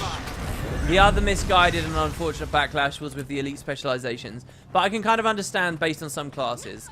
The way that elite specializations were dished out, like for Daredevil, for example, you had to get right to the end to get the cool dodge. And the cool dodge was so, like, I don't know, but that can just be kind of fixed by swapping the Grandmasters with the Adepts. That's just some conflicting philosophies, though. This is a hard heart right now, because people are killing all this stuff instantly.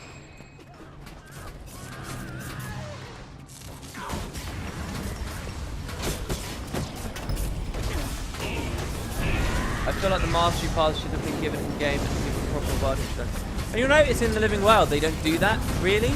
They sort of have them, but now they're hey, explore the map is part of the story, blah blah blah. Is they're getting out, they're doing it through the hearts or whatever, or they're making you go to all these different points on the map. How are we still not done with this? This is mental.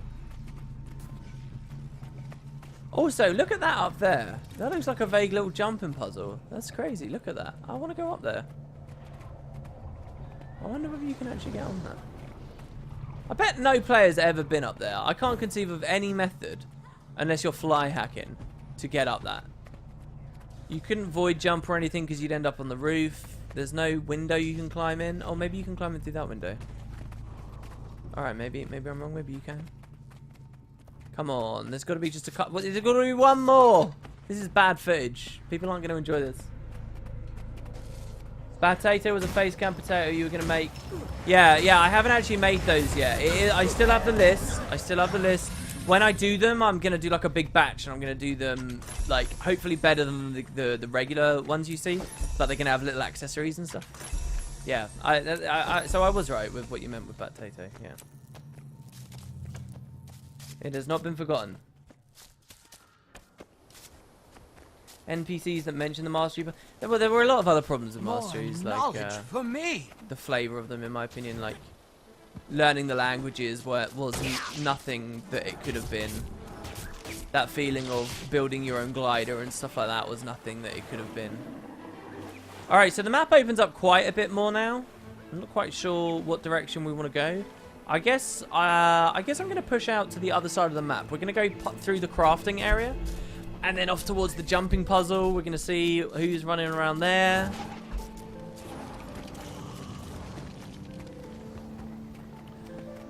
We're quite a ways from being done with map completion, but we've done a lot of the early stuff, except that heart over there. I guess we'll hook around to that heart. I love this road, though. This road's one of my favourite functions of Metrica. I think it's so cool. You have to run up the door arch and jump. Hey WP, when do you think the biggest new thing in the upcoming expansion? What do I think will be the biggest new thing? I don't know. I'm expecting a lot of expansion on systems that they've now laid the groundwork for. I'm not expecting necessarily lots of new systems. But that doesn't mean we can't get excited about them. Whoa, that rock slide was huge. Like, you know, if they had another 2 guild halls with the next expansion, or even 3, suddenly... Brit, I it's a lot cooler. The guild system and the hall system is a lot cooler. As soon as they add like 2 or 3 more. Like right now, it's you're either this hall or this hall, and that's it, right? There's not much of a personality behind your guild and the hall that you've chosen. But as that pool of potential halls grows, it actually starts to become like a cool thing. Like, oh yeah, our guild. Imagine a world where there's 20 guild halls, right? 20 of them. That feeling of joining a new guild now, it's more exciting. It's like, oh, what guild hall are they in? I wonder. And you've never seen it before, right? And then there's the specific configuration of that guild's decorations layered on top of it too. Gives you even more opportunity to personalize. You know, that's an example, I think, of a system that they put in Heart of Thorns that's already quite strong, but gets way stronger just the second they start expanding on it more, right?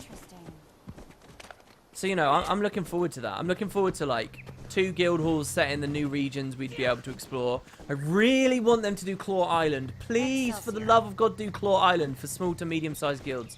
Please! It's too perfect. Don't ignore Claw Island. Don't do it. Ah! Alright. Okay, I'm done with it.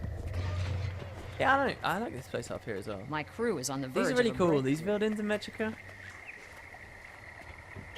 But yeah, like, and you know, more raids content coming out actually with the expansion. Hopefully they can put out a good deal of legendaries with the expansion. I don't just mean 3 a couple of weeks after it's out. I mean, you know, 5 or 6 right as it's out. You know, that would be really cool. A lot of really engaging new masteries. Like, I can imagine, for example, us going to the Crystal Desert in an expansion, and they do a really good, very flavorful, well-designed mastery tree based on taming and interacting with and synergizing with Janundu, right? To travel around various desert areas. That would be fucking awesome. That would be so cool. Look at this guy. Hey, bro. I'm going to come lay with you.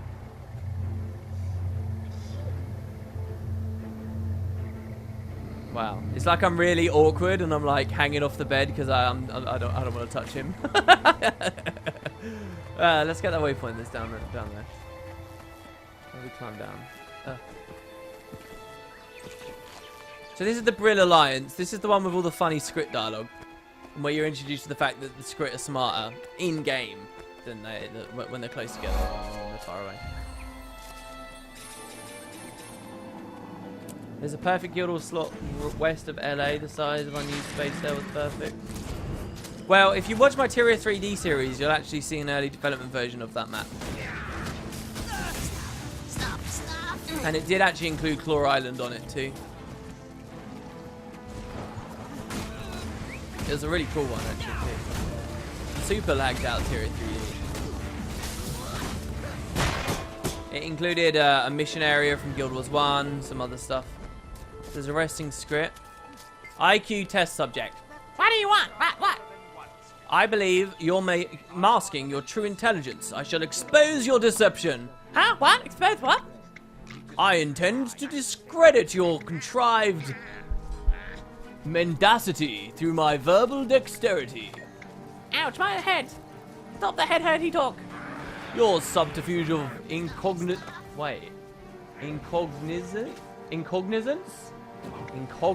I've never heard that word before. Will erode under my fulgent dupery. Mission accomplished. Brilliant. So you mean like, okay, we had gliding and Heart of Thorns was the next big thing. I don't know, maybe the Janundu thing, which is like, it's like a pseudo mount kind of idea, right? And there's been some like weird leak suggestions suggesting, I don't know how much credit there is to any of that stuff though.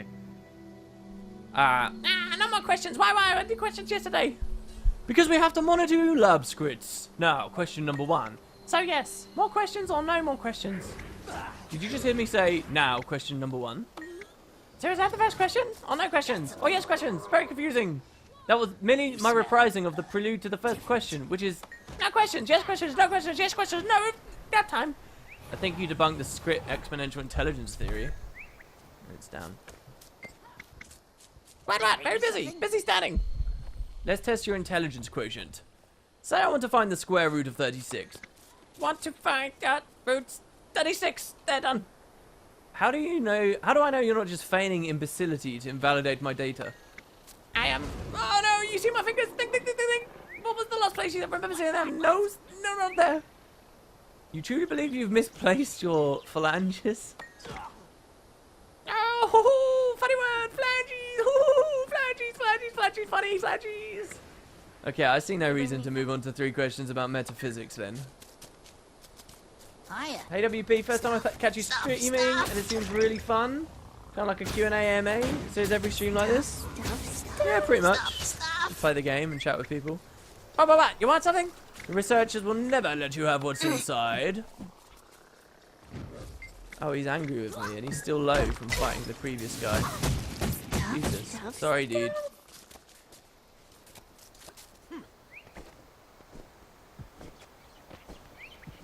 Because of waypoints, there isn't a need for them. Well, you can remove waypoints. It's alright, you give me a treat, it's good deal.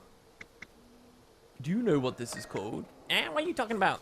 This right here. You're looking at it. Floppy ears lies, nothing is there. This right here, it's called an air molecule. There's, no! And that concludes today's lesson. That's some bull crap I just gave that script. Why are you here, stinky feet? Go home.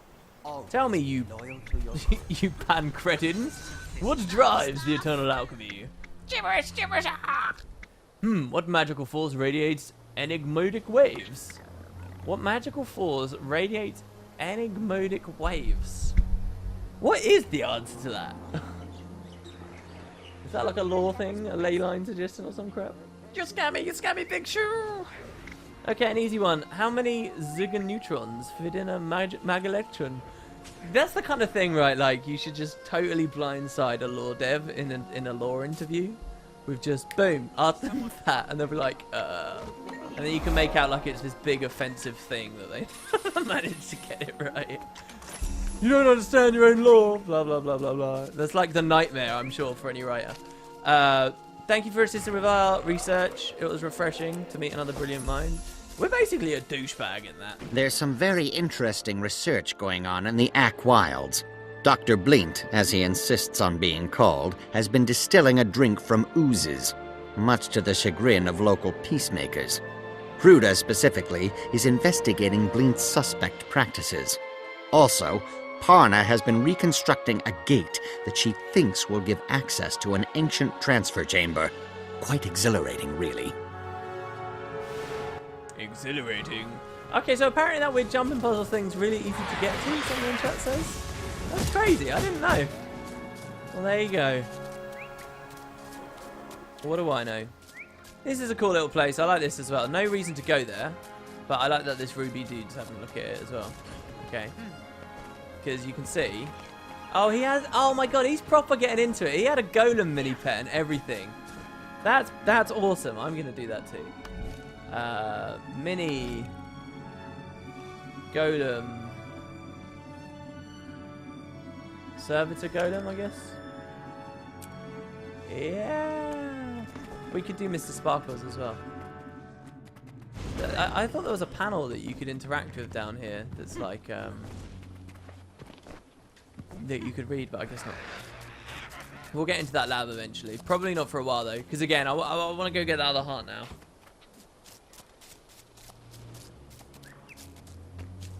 Have you all seen that Shaman's video, taking a script on a grand adventure? It's marvelous. Yeah, I really, really respect the kind of content Shaman's been making on his YouTube channel. I was very, very, very impressed with the particular video he did recently, where he combined, like, he's quite good at like the semi-machinima style fun videos, but also obviously he mines a lot, and that's primarily what he's known for. And he did a really excellent video where he combined the two talents together. And I don't think people appreciate just how good of a content creator he was in that video. It's the one where you got to see the old cut dialogue that was going to play between Miani and Zomaros. And so instead of just giving people the audio, what he did was he filmed like a little machinima style thing, as though you're in game looking at the Mystic Forge, and Miani and Zomaros are talking to each other. He did really well. The reason he did really well that I think a lot of people won't appreciate is it goes a bit beyond just what you could see on screen. But like he really well audio balanced everything, like really well, having the actual content, the mine that everyone was interested in, integrate really well into the sounds of Lion's Arch in the background. And that's really important because what a lot of people won't realize is when you just listen to those mines straight up. You there, I need assistance exiting this place. I have very important research with me. Splendid, let's try and keep pace, shall we? With me. When you just listen to it, when you listen to those kinds of things in a vacuum, they don't actually sound very good. I just realized we could have equipped double pistol before, and we didn't.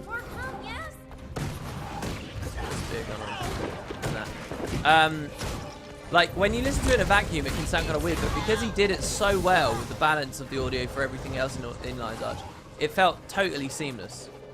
It was very, very, very good. Fissure of Woe, the underdog server of EU? Yeah, what's like the worst server? I know what the worst servers generally are in NA, like Emery Bay is a big classic one for me, because I used to play on Emery Bay. I was an Emery Bay person for a long time, and then the server just got so bad in Roberts as well. Community collapsed. Mounts would put more fuel to fashion wars? Yes, I agree. They would. Protect me. They do offer value to this game. I sort of get sick of people getting hung up on the mount thing, on the waypoint thing when it comes to talking about mounts. Mounts do offer value to Guild Wars 2, even when there are waypoints. They offer less value than other MMOs. You can't deny that. But to suggest that just because it offers less value in this MMO than other ones is it's kind of wrong, right? Like, there's still some value to it. You can show off on your cool little mount, and Fashion Wars 2 is a big part of this game. You could have prestige things, a whole new area, and essentially, guys, they've got the UI to support it now, right? It would just be like another thing here. Glider skins, mounts. It's so easy, right? Like, you'd click that and it would give you a little preview of your character, zoomed out a bit, riding the mount, a little bit like the preview of your character you get when you're looking at minis. And that's it. There you go. They've got a lot of the fundaments in place to make that work. Right, there we go. We're finally done with the event. Excuse you, eBay is fabulous. And Wildverse as well, they're not, are they? Unless I'm missing out and they got good again. Attack! Yes!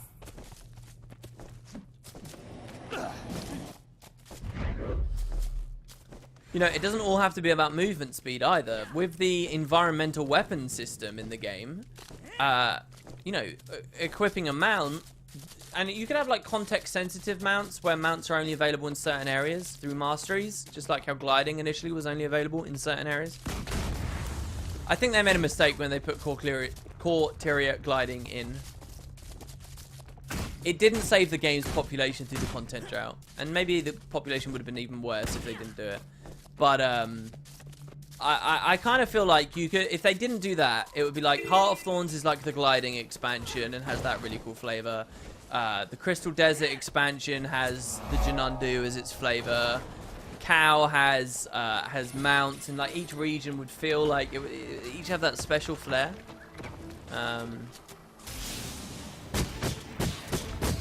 Maybe it's more exciting to think of all these systems all active all the time, everywhere in the world, though. But I think that would have been quite cool. All right, we get to mine some potatoes. Oh, but I don't have a tool. All right, let's go buy some tools, shall we? I still haven't got that heart. What did I do? I went in the cave only to come back out and do nothing with my life. Great. eBay had some good guilds for Wildverse as well for a while, but not now. Yeah.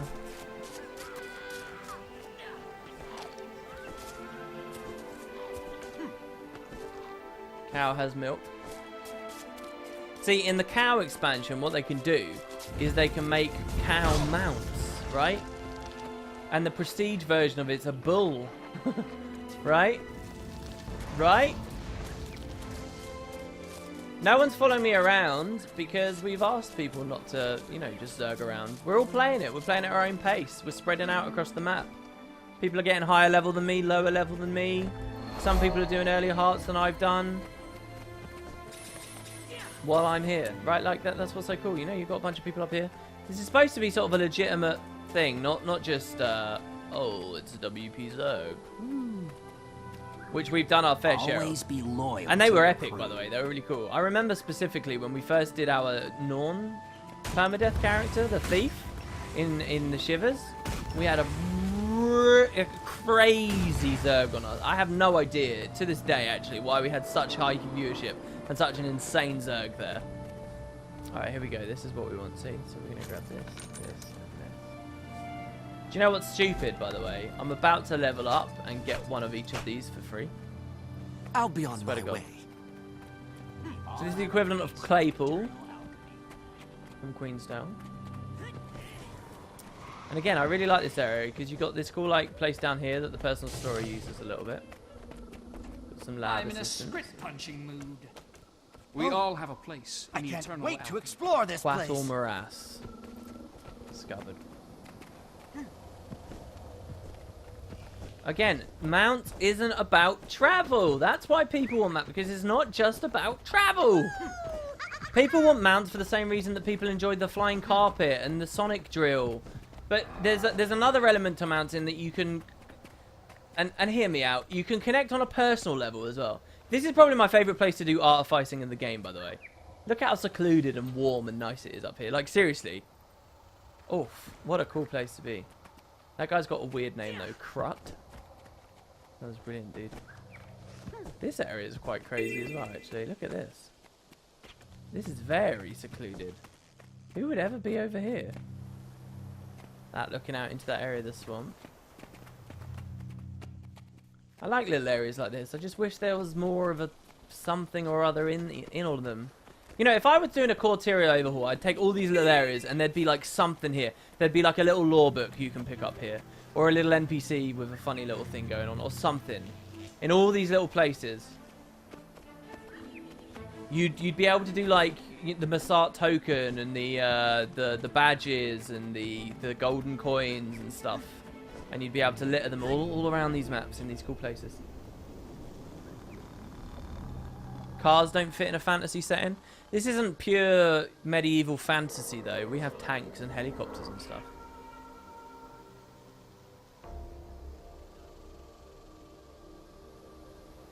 WP, do you think any new content balance coming on Tuesday? Balance is weird. It's a bit unpredictable when it comes.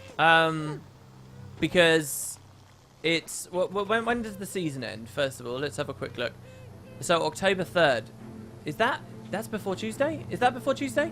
Could be. We could get balance on that day. Could. I've not heard anything about it. But that sort of makes sense. How may I assist you? Building specialist. I like keeping the camera close and low to the ground. It's probably the best way to explore. Can we get some wood down? Remember when guns seemed weird? Yeah, man. Yeah, I do. I really do. I remember big discussions on Guild Wars 2 Guru when ArenaNet revealed that guns were going to be part of the new game. Everybody saw it as a blunt attempt at just being more like World of Warcraft. Straight up, that's all it was that people were saying. I can't believe ArenaNet are doing this. They're diluting their universe, their style, their blah blah blah, just to be more like WoW. But then there were a lot of other people who were really optimistic about it and just thought, hey, do you know what? Guns are kind of cool to have in a game. Give them more variety. I never really cared on that discussion particularly. We would discuss anything. That's the thing, right? Like way back when, anything you could get your hands on, talk about it. Is it good? Is it bad?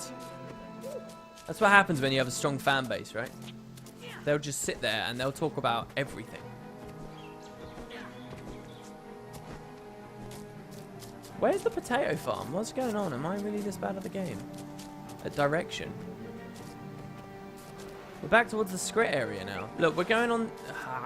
what am I doing? I didn't want to go this way. The potato farm's all the way around there on the right. What the hell have I managed to do here? Jeez Louise. The Commando video was glorious. Yeah, it was. My favourite part of the Commando video was that they had the balls to do the shot where there's the woman in the bikini running along and like her jugs are like bouncing. Isn't it jugs? Don't they call them jugs in the thing? It's hilarious. It's so funny that they had the balls to do that. Do you remember how when guns were revealed, they were all gun axe mixes? Yeah, like that very specific char design with like the bayonet, but it was like an axe or whatever. Some skins still look like that, but it never made it into gameplay. Oh, you're suggesting that all the guns would have like melee abilities on them that would utilize the blade on it? Like they're all gun blades or whatever? This thing looks cool. These golems almost never malfunction. Bleen's Ooze experiment is ruining PR and T esoterics, not to mention the local ecology. I have a protest station near his worksite. I urge you to pick a sign and protest Bleen. So, can we still pick up signs and protest, or is that not a thing anymore? Do we just break Ooze out and then... This is going to be fun on the Condi build. Do you want the Commando class to be a thing at some point, just for a couple of days as a real April Fool's joke? Yeah, and they've got a good chance of that as well, because the April Fools in Guild Wars 1 talks about, you know, the 250 years before time travel's made and stuff. It would be cool to see the other end of that timeline, you know, where the Corporal came from, and his Apache helicopter came from. That would be really funny for an April Fool's thing. But... again, there's a lot I'd like to see in the game, but it's always a question of prioritization, and I would never prioritize that over real content, real living world progression, real expansion work being done, stuff like that, unfortunately. I just don't think it'd be worth it. They've already got a freaking killer, standout, incredible thing that the community adores, okay? For April Fools, they've already got that. That's the Super Adventure Box. You know, so like the gain you'd get from really playing around with Halloween, April Fools in that way again is going to be a bit less. Here you go, so we can protest again.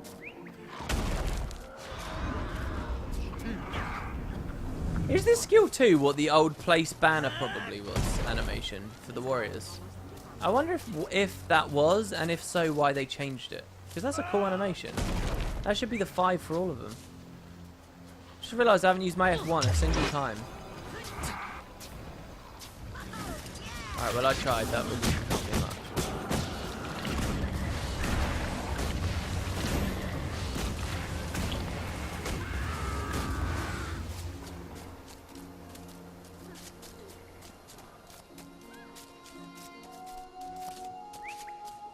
Yeah, let's grab this huge container.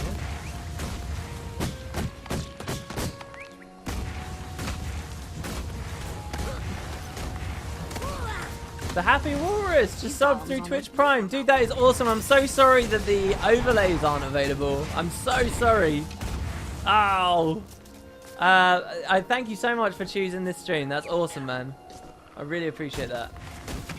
WP, I just realised something. One of the April Fools in Guild Wars 2 was us pretending to fly and then let Heartathons let us fly. Oh, God. Yeah, so what are you saying? It's not like we became friggin' 1940s pilots, though, and started flying our own personal little planes everywhere. It was just gliding.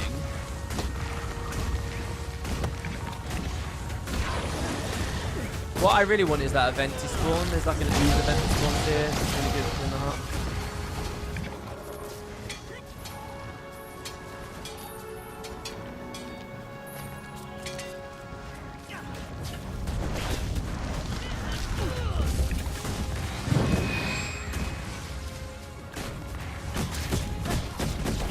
Yes, I would like to see that branded event come back. That's the kind of thing that they could do on April Fools. I'd love to see the branded event come back. I'd love to see their cool little Hunger Games thingy that they did here come back.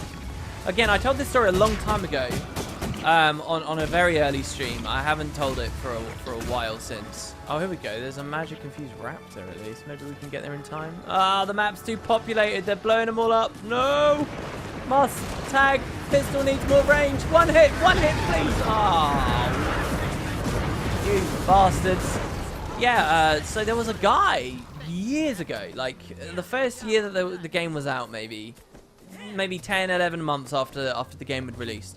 And he was talking to me about how he was trying to build a private server for Guild Wars 2. That he was going to try emulating their server infrastructure or whatever, and people could play on his version of the game.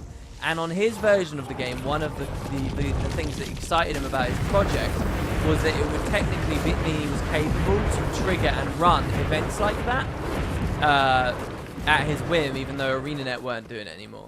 And that's a cool thought.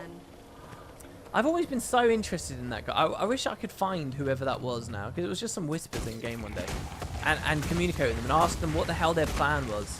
I would legitimately pay someone, under the table, over the table, I don't know. I would pay someone who has the capability. I have no idea how you'd even begin to do that, because obviously ArenaNet have never released their server side stuff or whatever. But I would pay someone good money to get my hands on like the alpha, like the convention demos, like the earliest versions of the game where you had energy potions and stuff, and somebody to host like a server thing so that you could actually play it. I'd pay good money for that, very good money, and hopefully I could recuperate some of it as well from doing videos on all of it for everyone. That would be so amazing. I'm not interested in any kind of pirate server or anything for Guild Wars normal. You know, keep this version of the game running or anything. I'm only interested in that concept because it is a theoretical way to play the early convention demos, which is like my ultimate dream. You know how you got Spud to recreate the Super Adventure books in the Guild Hall? Since the new fractal decorations have come out, do you think you might try to recreate a small part of the Jade Sea? I don't actually know what those decorations are like. Is that a thing? You could do that? Oh, I'd pay a lot more than a single dollar for it. I'd pay at least $100 for that. At least. I really, really, really would.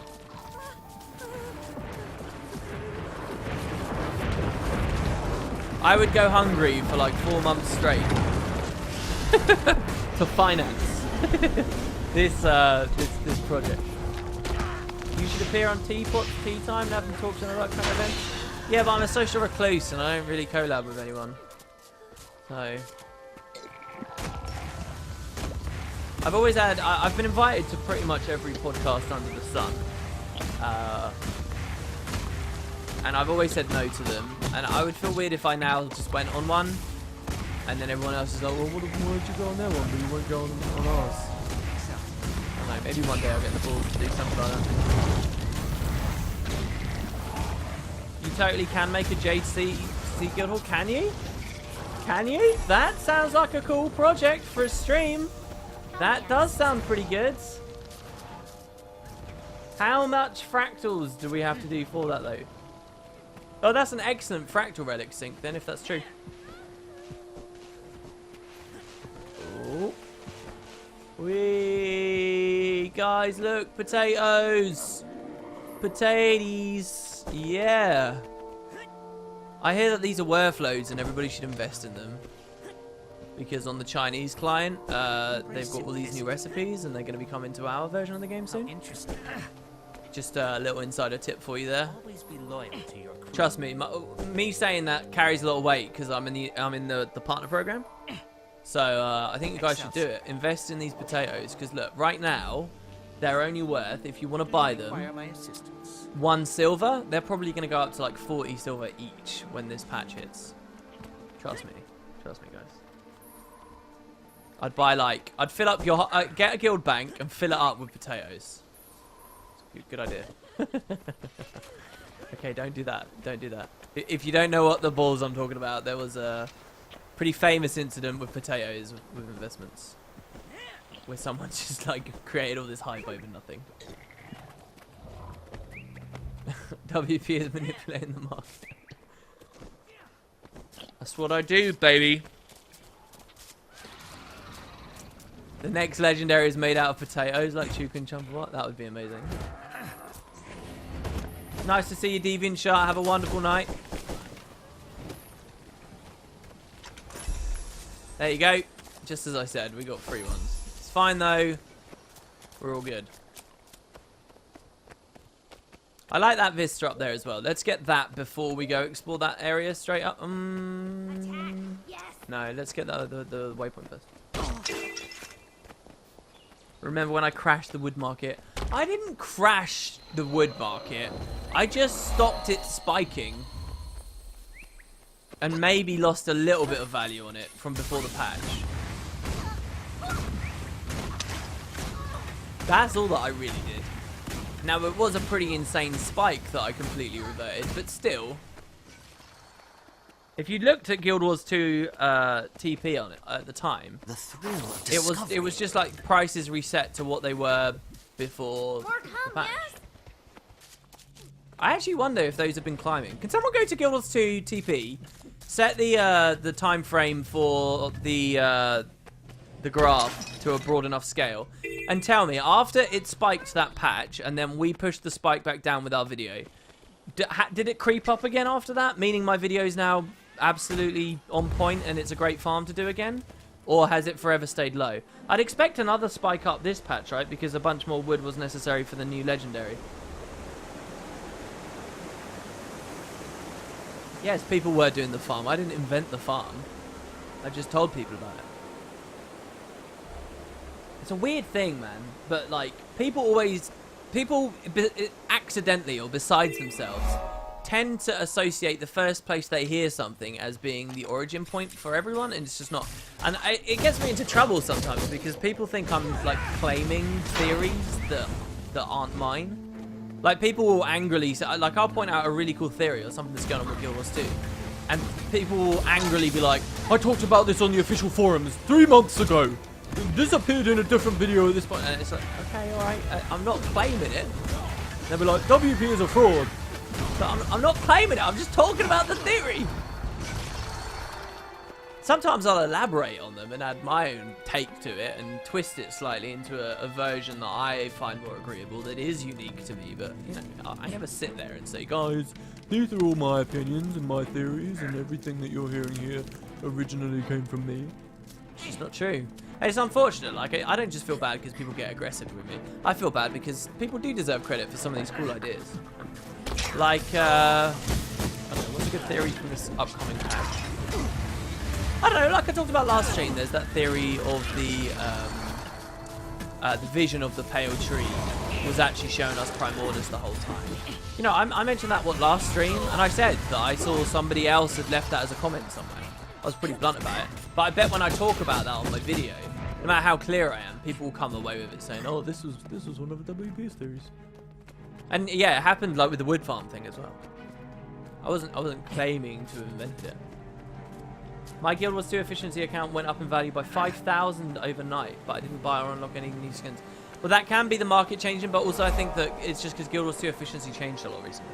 Guild Wars 2 efficiency is accounting for a lot more stuff now. Like the value of gem store stuff, I believe it is, which spiked everyone's prices or value. Instructions. Hello. Would you care to converse with Pana, my maker? For the conversationally inept, a pre-recorded message is available. Why not? This unit excellent. The cyber-theoric communication efficiency. link is crystal clear. Have you come here to help with my research? Sure, what do you need? The filthy rats keep pulling on my gate pots. Can you retrieve them? A bit of pest control wouldn't hurt either. I don't know why she's like southern. Yeah, here's some parts. There you go. Now let's go through the gate. So this one's all, I'm a bit happy. I like what we're about to do, but I also hate it because it reminds me of something. When the game was coming out, ArenaNet painted this picture. There was like one dev quote, okay, that painted this picture. Here's Pana herself, by the way. She's going to start talking in a second. Oh, did she just leave the lab? No! Gate reactivates in 6 minutes. Do we want to do this for 6 minutes? We can stop the script from attacking. Almost there. Years of toil have brought me to this moment. Don't you dare let anything muck it up. ArenaNet kind of painted this picture that there'd be lots of Asura gates that take you underground and into all these exciting locations. And then in the end, this was like the one gate in the one place in the map where they really utilised that. I was always upset about that. I just caught up on your videos. How dare you do teapot armor ugly? What is teapot armor? This is when did I call armor ugly? What armor is ugly? I suppose this will be good for experience and leveling. Does anybody know how long till the fire elementals are? I don't really want to ask in map chat because it's not a very newbie thing to ask. And everybody's like role-playing the head out of being new. We're almost there. Years of toil have brought me to this moment. Actually, it's really fun to just stop and reach out. Oh, I said obsidian armor was okay. Obsidian armor was muted. Let's put it that way. It did not have the embellishments and the flash that people would come to expect of armor in Guild Wars 2 that has a lot of prestige. Okay? They're not going to go the same angle. And, some of it looked good. I think my favorite was actually female, maybe Paragon. I liked the Paragon obsidian armor. And I had the Mesmer male as well, but I mean, it was very neat. I believe Warrior was pretty good too, but I never really played much Warrior. And the other stuff was pretty, pretty passe. Game sounds still a little bit too high. Its effects volumes are too high. I bet the dialogue and stuff isn't too bad. I just turned it down a bit further for you. At this point, no, you don't necessarily have to start a new character. A lot of us are getting to level 10, level 12, stuff like that. I'm level 9. This is a big old Zerg we got here. Oh my goodness. We've got to start playing for the tags now, guys. That's what we've got to start doing. This is like instant heart completion for anybody who's not done it yet. Look at all these mobs. This is crazy.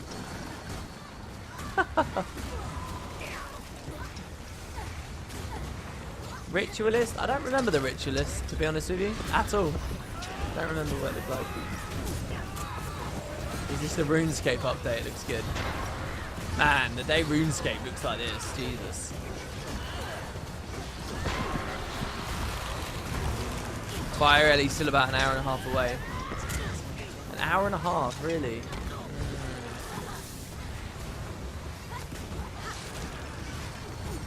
Not sure. What about that then? Well, you get 100 people, and they're more or less the same series or something. Assuming all the series are at least plausible, of course someone's going to be right. It's quite pure odds. People just wanted to get to say, I told you so, before someone makes a consecutive right guess. It's just shots in the dark. Well, there's a funny thing when it comes to lore speculation, story speculation, guessing what's coming. It's like a weird fight between the writers and the community, but it's like a positive thing, right? If you're at a position where people are accurately predicting what's going on, that is a sign of strong storytelling. It means you're foreshadowing things properly. It means that you're dripping information in the right places at the right time. It means that you're actually laying a thread. But on the other hand, a lot of writers really want to be able to surprise, and they want to be able to do big twists, and they want their wild cards and stuff like that. And I think that sometimes the community can really, on both ends actually, people can view this sort of interaction, this little dance between the two, as a bad thing, and as something that's upsetting. But it's not actually. It's good. I think it should be embraced. I think it's a really positive thing if theories are accurate long before they're. And I will always maintain that they were very clear and very clever and very obvious about the Sylvari stuff. The fact that it just went over some people's heads, that's on them, really. I don't think it was out of place or breaking law or any of that stuff.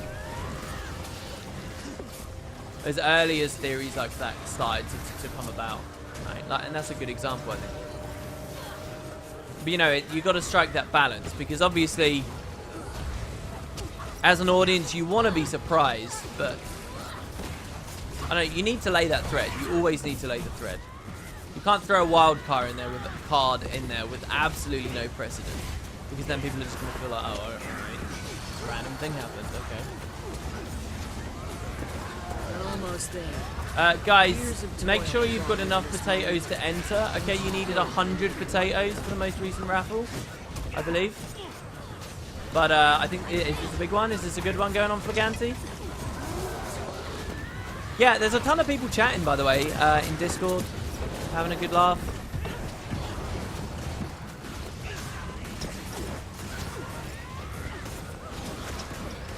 Oh man, this is some engaging PvE right here. Look at this. I'm not swinging a sword, but I am shooting a pistol. Twice before bothering. Splendid. Now you'll see what a fully operational gate mechanism looks like. How are your endeavors? Building gates is hard enough without distractions and hostile environments and script, and you've got the makings of a challenging experience. Alright, and so we get to go in. See, I like this. It's cool. Is that our, like, second loading screen, I think? The chamber is unstable, and that data certainly won't collect itself. There's absolutely no map completion in this area, by the way. So it's one of those... At launch, you had like the little achievements you'd get for unfogging everywhere. This is like one of the ones that people would miss. Foreshadowing is definitely valuable. A lot of the time, sadly, it goes unnoticed. Too obvious foreshadowing and you seem too eager. Yeah, I mean, that must, in my opinion, I think that's probably one of the most fun things about being a writer, right? Like, laying little hints and things down there, seeing what was too explicit, what was too subtle, what people are hitting it on the heads. Oh my god. Careful. If Pana dies, this is flat out failure, I think, by the way. So, with it scaled so high, this is going to be an interesting experience.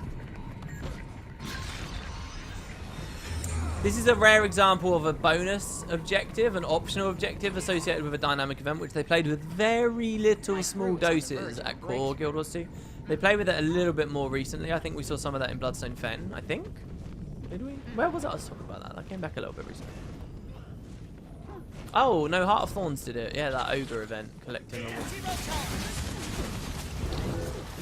10 gold if you can kill an obsidian destroyer WP. Yeah, those guys are badasses and I'm not interested. So the way they clear you out of this area is quite unique. They don't really do it anywhere else in the game. They just use kill zones and stuff. But in this area, they tried to kick you out by putting these ridiculously dangerous destroyers in here called obsidian destroyers. I think Boots and I once actually tried to kill... Oh, no, we did a funny roleplay video based on that. Yeah, that was a while ago. Everything has a place. One of your recent videos, you were talking about the lore inconsistency about Timey knowing the sea dragon's name starting with an S. Do you really think that was a writer mess up, or maybe just an inside joke about the community name of Steve? So, Shadow is Clutch just asked that. A million people have said that to me, okay? The fact it's an in-joke at the community is not lost on me. Was never lost on me. But the fact it was an in-joke to the community is not mutually exclusive with it being a weird lore inconsistency. It is both. It's a little in-joke that they chose to do at the cost of it making no fucking sense within the universe. So, you know, like, I understand it's a joke. It's obviously a joke. It's obviously playing with the fact that we all, you know, we joke about Steve. And, you know, we only know the first letter. And it's obviously just a bit of a tongue-in-cheek play to make us think about that long-standing mystery. And they're just having a bit of fun. I get it, right? They're just having a bit of fun. But does that allow... Does that excuse them for just straight up... I mean, I don't think that it does. The fact that they're quite clearly showing that they're telling a joke doesn't excuse them to make big inaccuracies like that. Right? Well, not big inaccuracies, just an inaccuracy, just a weird... if you actually listen to what I say in the video, right? I'm not being a complete grumpy bastard about it. I'm just saying it's a bit of a wonky line. That's all I think it is. It's a bit of a wonky line. And I stand by that. It is a wonky line. It doesn't really make much sense that she'd say that. But yeah, like, you know. I get it. It's a joke.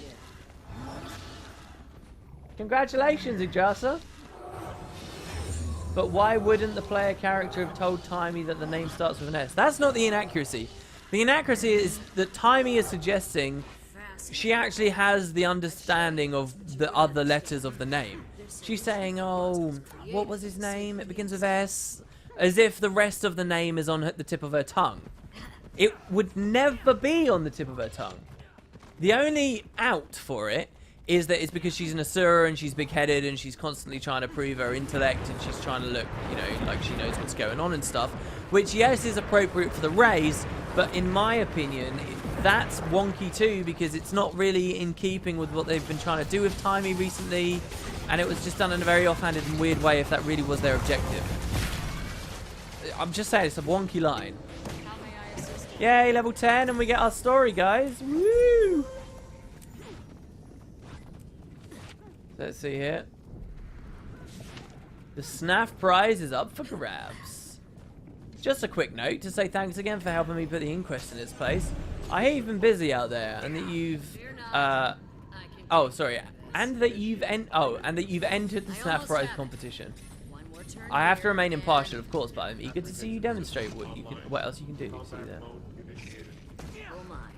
Well, that didn't go as planned. If only I'd had more data crystals. Done! Cage energy is tied to the golems.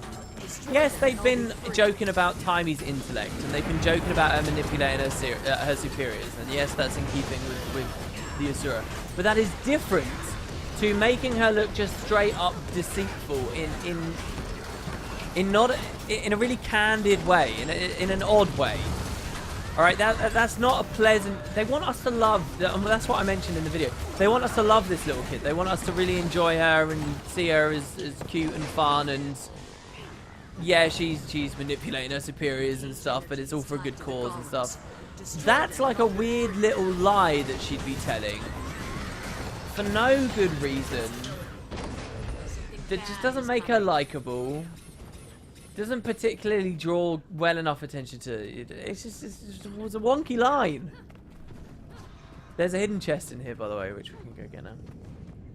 WP, what gathering nodes would you put into new maps? Mithril, like always. Iron, silver, platinum.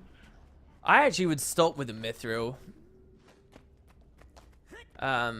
New nodes. I don't know. I was really happy with the new node that they did with the trees. I did think that was cool. I'm not a very inspired man on that topic, I guess. Anything, I guess. All sorts of cool stuff. Here we go. These are the obsidian. People are going to try and kill them. Oh, people are going to try and kill this one. Here we go, guys. Oh, my God. We're killing it. 90%. Kill it. 80%. Yeah, it's downing everyone, but it's slowly dying. Resistant to damage. We are conding it, though. Oh God, come on guys, we can do it. Come on. There's regen for you. Yeah, come on. Oh my God, I've never seen an obsidian destroyer die. I've never seen one die. Has one ever died? Oh, wow, I got a precursor. No, I didn't. Okay. But that was still pretty cool. All right, we've got to get out of here. Like, big time. Look at all these people getting wiped out. Oh dear, how? We're not going to make it. We're not in combat, it's good. We're not in combat, we're not in combat, we're not in combat. Yeah. Alright, we're out. Woo! What's the best amount of gold per hour people can make now? I used to play when I was solo selling a RAR. Oh dude, those were the good days. Well, solo selling, I used to duo sell a RAR.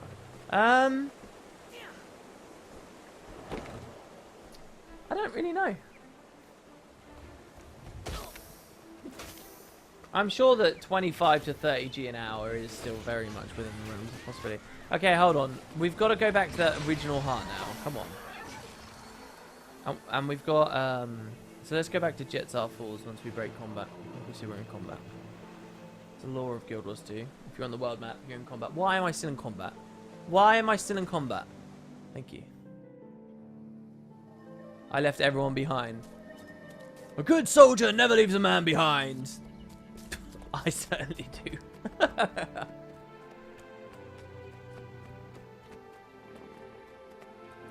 You now owe me 10 gold. What? Why? Because did you bet that we couldn't kill an obsidian destroyer and I missed it in chat? Do I still plan to do the JP? Absolutely. Yeah, we'll do that in a minute. Oh, I don't know, mate. Should we do the JP? Yeah, we should do the JP. The JP's cool. One of the super hidden areas of Guild Wars 2, by the way, in my opinion, is right here at this waterfall. In that you swim down, and there's this cave here. I never knew about this for a long time after launch. You know, there's like those odd little areas in Corteria you just don't know about, and then eventually you figure it out, and you're like, oh my God, what? This exists? I mean, look at this. Look how cool this is. This should have been in the Beauty of Tyria video that I did. Do you think you can match my power? Yes, I do. Yeah, block, baby. Immediately.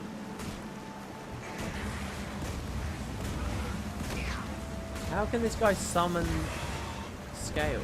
That's weird. Super hidden, you go there for personal story? Oh, that's true, yeah, when you do the one where you're following, like, magic, signatures, right? But if you don't do that story... And I don't think I have done every personal story option at every single juncture. I've read about all of them, but I haven't done all of them. Though, to tell you the truth, I do have one of every... I do have 3 Asura, and I have done all the Asura. So I should have remembered this from the personal story. I guess I just didn't do it for a long time until after launch. It's cool, and even if you come here in the personal story, that doesn't necessarily equate to coming here in the open world.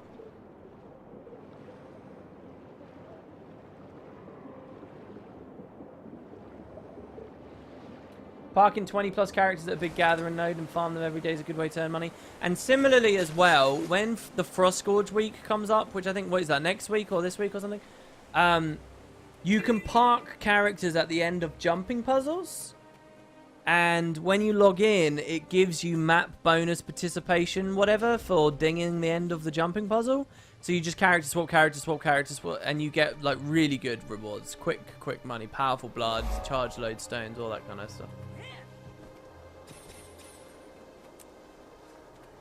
How may I assist you? It's not often we have visitors stumble on our little hole in the rocks. What lab is this? Surely you've heard of PR&T esoterics. We study oozes and the possible uses of ooze essences. Taka, our lead researcher, built this amazing edifice using only her bare hands and a dozen construction golems. Why choose this remote place? Taka and her sole partner were celebrating their graduation from the College of Synergetics with a picnic down by the water there, when he decided to surprise her with a bouquet of colourful oozes he saw under that tree. But can't ooze be dangerous? She graduated at the top of her class. He didn't. Before Taka could call out, the colourful assortment of oozes attacked him, enveloped him, digested him, and excreted him. Like ants at a picnic, only worse. How did she deal with such a tragic loss? She's dedicated her life to the study of oozes, hoping to find useful applications for them and cause as much discomfort as scientifically possible to satisfy her bloodlust. It's actually quite romantic if you think about it. Oh my god. I love what these labs do with water and stuff in the background. Really beautiful map. Okay. Do we talk to this person to get the colour things?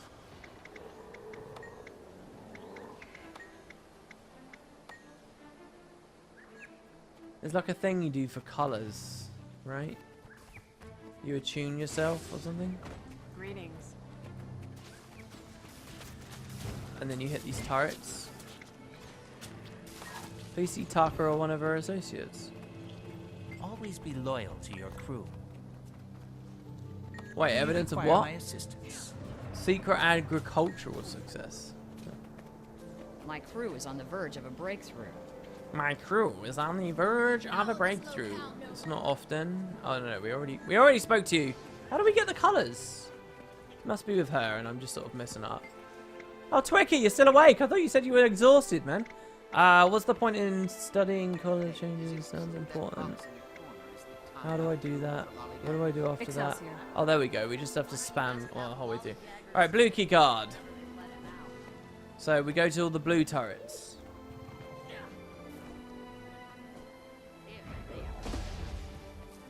And we spawn a blue ooze. Missing Fire Ellie, missing Frostgorge week, missing current event, classic WP. What? Oh, is Fire Ellie going on right now? Oh, Frostgorge was a while ago, was it? Oh, crap. And what am I missing about current events? Ideas are like cream loaded with calories, are they now?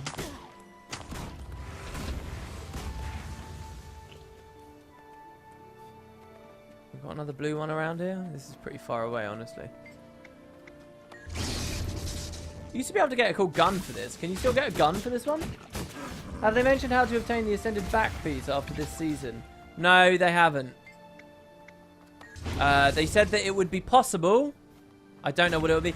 If I were them, if I were developing the system, I'd make it really hard to get it if you get it out of season. So that the people who actually got it at the appropriate time and didn't quit the game and all that kind of stuff they get their, you know, they get to be a bit smugger about it because it feeds people into concurrent seasons and stuff like that. But I don't know. Sometimes it's really hard to predict whether ArenaNet are gonna make kind of the smart decision, all right, which is what I'm quite arrogantly suggesting as my one, or the one that's just super friendly and nice to the community, which is, oh, we'll just give it to you for free. There you go. You missed it the first year, and I know everybody else put loads of effort in, but here you go, have it for free. It's really hard to predict which angle they'll go for sometimes, which side of the line they fall. Oh, here we go. This is an easy way to complete the heart. So we'll see. They haven't given us the details.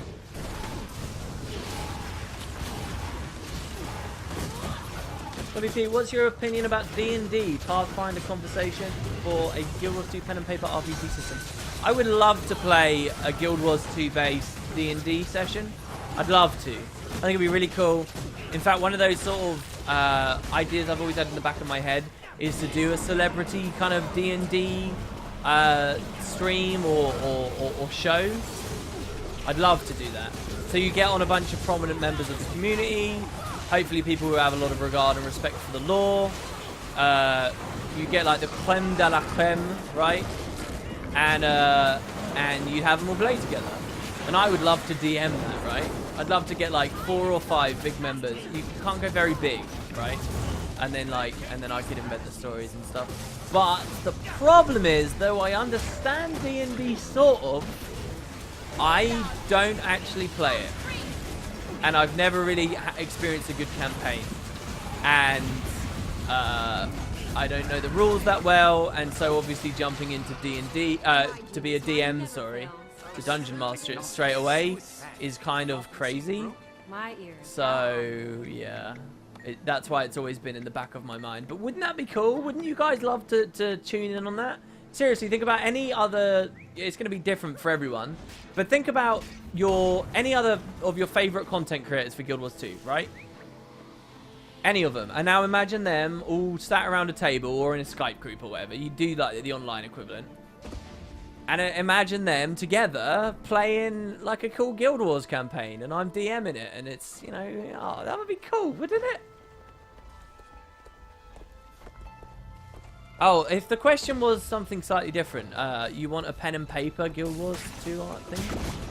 I know, you can just sort of take as far as I understand, you can just take the framework of any of the various editions of D&D, right?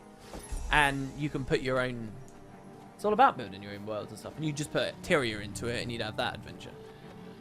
You know, I'm a big fan of channels like JP, and some of these other large collab channels where they've had D&D series and stuff in the past. If the rapport is right, if the group is right, if everybody's having fun, there's the right balance or banter and progress, I think that stuff's seriously entertaining. And if I had the confidence to DM it, I had the confidence to actually get out of my shell and interact with other people, I would definitely do that. That'd be really, really cool.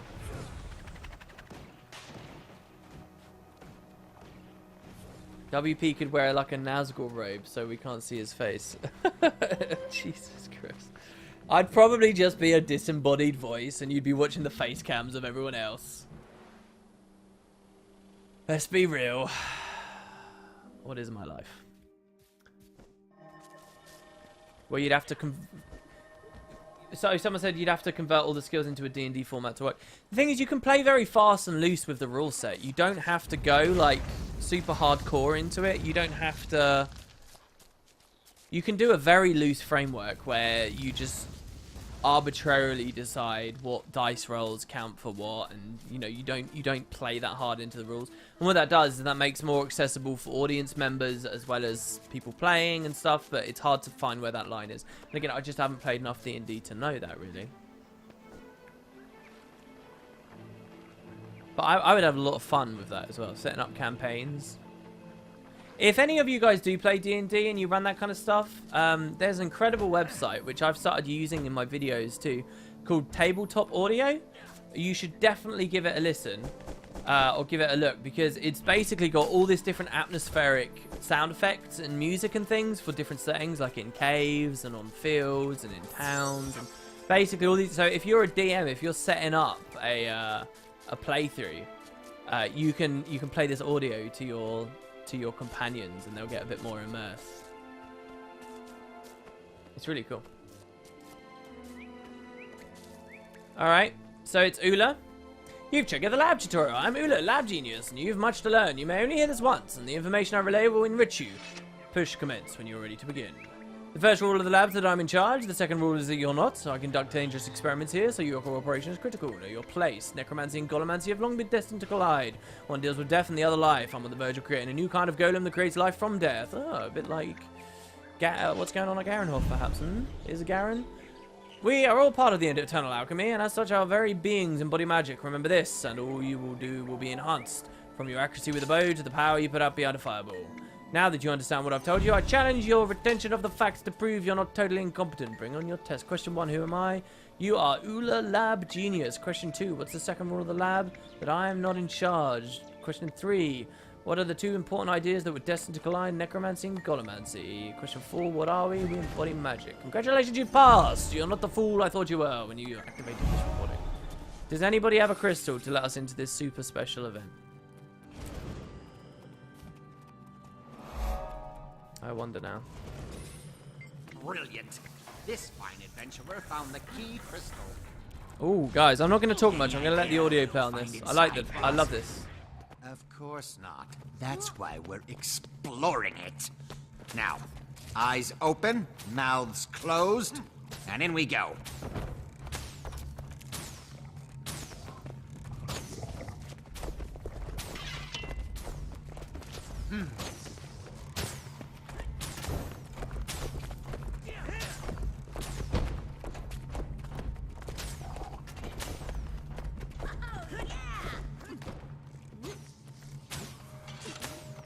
Look at those Golemites, intact after all these years.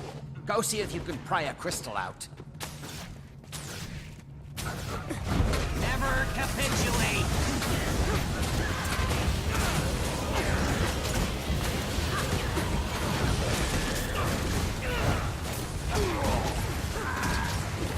I'll vacate these premises! We should get out of here.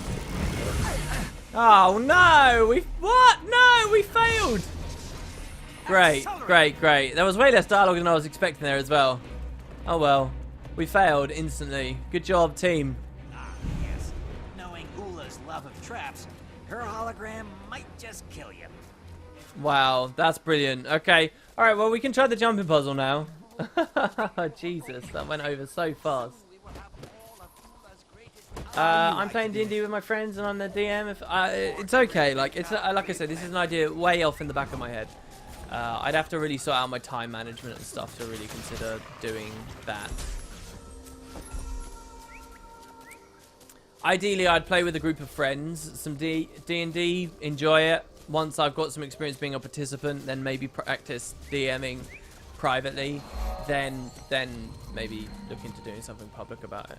But you know, that would be several months down the line. It wouldn't be till 2017 that I'd feel confident enough. Even if I started today, and I've got no plans to start today, so. You use music and ambience in your sessions anyway, so tabletop audio was just a nice addition. Tabletop audio is nice, right? Do you know what it reminds me of as well? A lot. It reminds me of Grimrock. Grimrock kind of has that feel to me. Oh my god, look at all the Asura here. Alright, this is the one time I'm going to invite you guys to come friggin' follow me if you like. Well, not follow me, but I'm at the jumping puzzle. If you want to come do the jumping puzzle as well, it might be really impressive to see us all doing it at once. I don't have swiftness or anything with this, so... I suppose, can I get Elixir... what is it? Elixir B? Yes, you can get Elixir B. Oh, look at that. I'm good at the game. Who would have thought? Elixir B, first one, and it gives you, guess what? Swiftiness. Nice. And a bit of stab for the wind blowy stuff in a section. So... This I actually find one of the hardest parts of the puzzle. I hate these jumps. I'm really bad at these jumps. That last one specifically. It's the one I suck at most. Are they working on a Grimrock 3? I freaking love those games. I don't know. Almost Human haven't been saying anything. Come on, they saw great success with Grimrock 2. Maybe they're just keeping it really quiet until they've got something awesome to show people. I really hope they do a Grimrock 3. Last I heard, one of the developers watched my series on it, really enjoyed it, left a comment at the end, said that they loved all the detail we went into and picked all the Easter eggs and cool things out. That a lot of people missed that kind of detail. I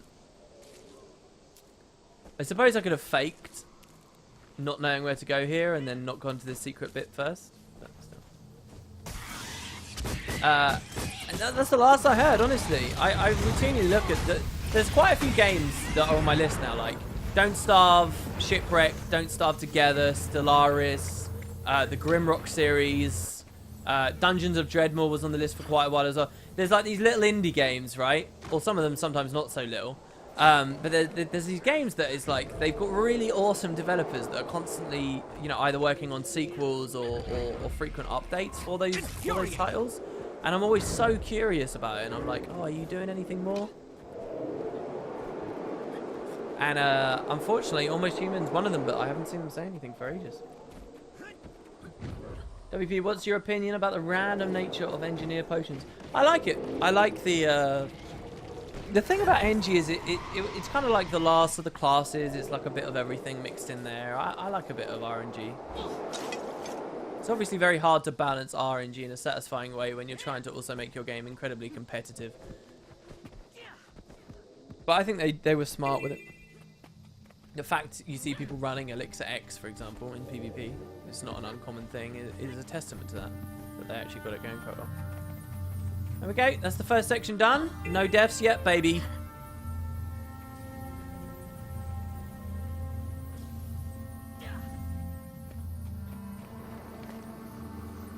Don't use stability, lol, as people didn't pay that much attention at the start. Yeah, but unfortunately, the stream is going to have to end. I don't want to be... If I wasn't using stab, if I was trying to make it look like original, I could get stuck here for ages and ages and ages. What the hell? Are we supposed to make that jump?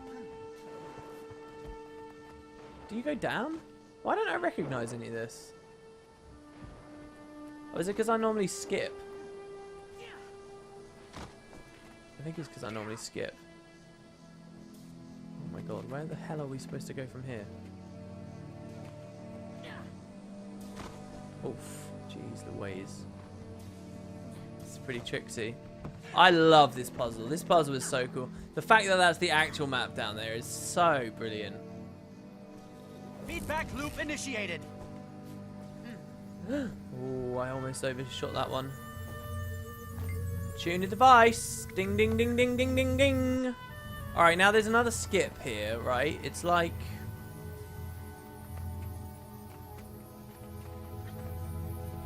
Where is it?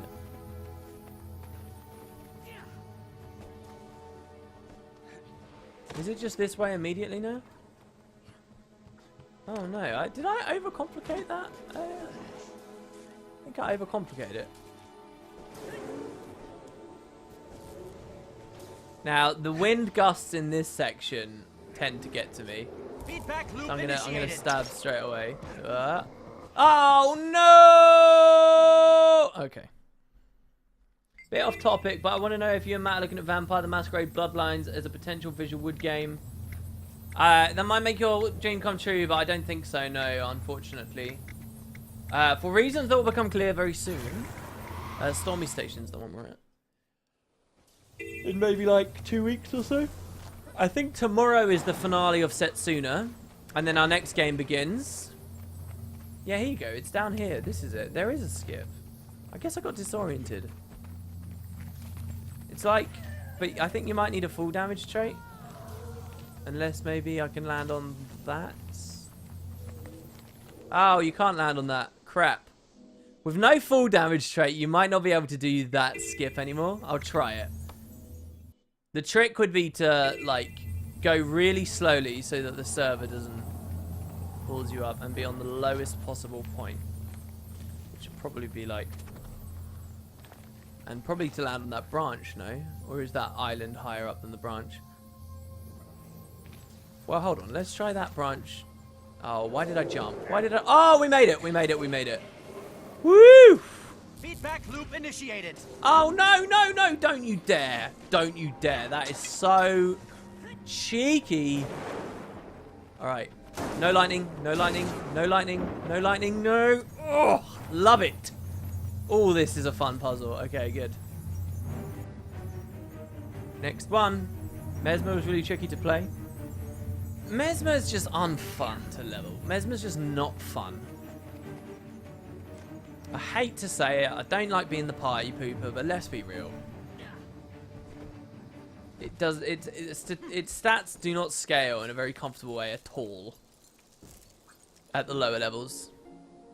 WP, I have a serious question. Oh, great. How do you balance your life as a gamer? You try to have wake-up times to turn off everything?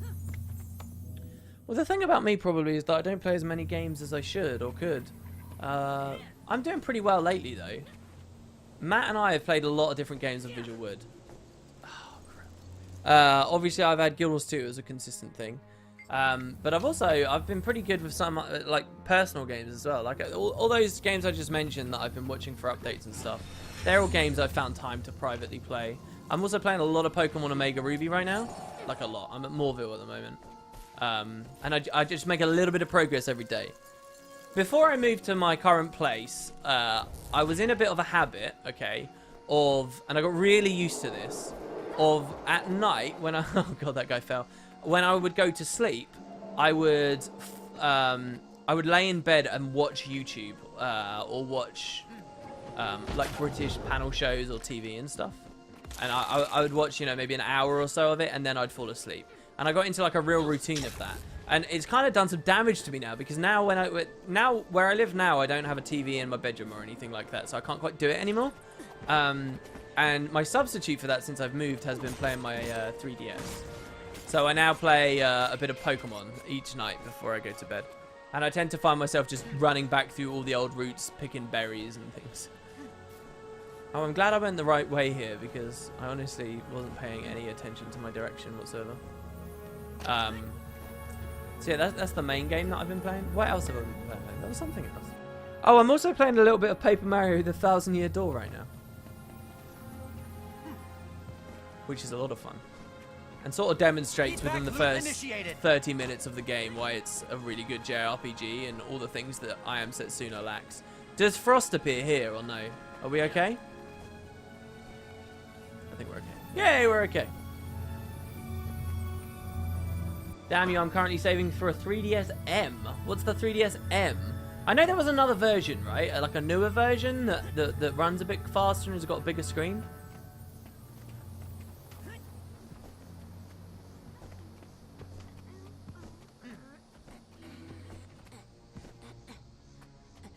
You still speak to Matt? What are you talking about? I do, for the past 6, almost 7 months, there has been a daily video with me and Matt playing games. Every day. Of course I still speak to Matt. M equals RN right now. Oh. Jesus. Okay, yeah, right now. Yeah, guys, we did the puzzle. Woo! Yeah, the next Abzu Matt would have put out today. Abzu was a really interesting game because it's a beautiful game, and it's a tranquil game, and it's a scenic game, and it's a relaxing game.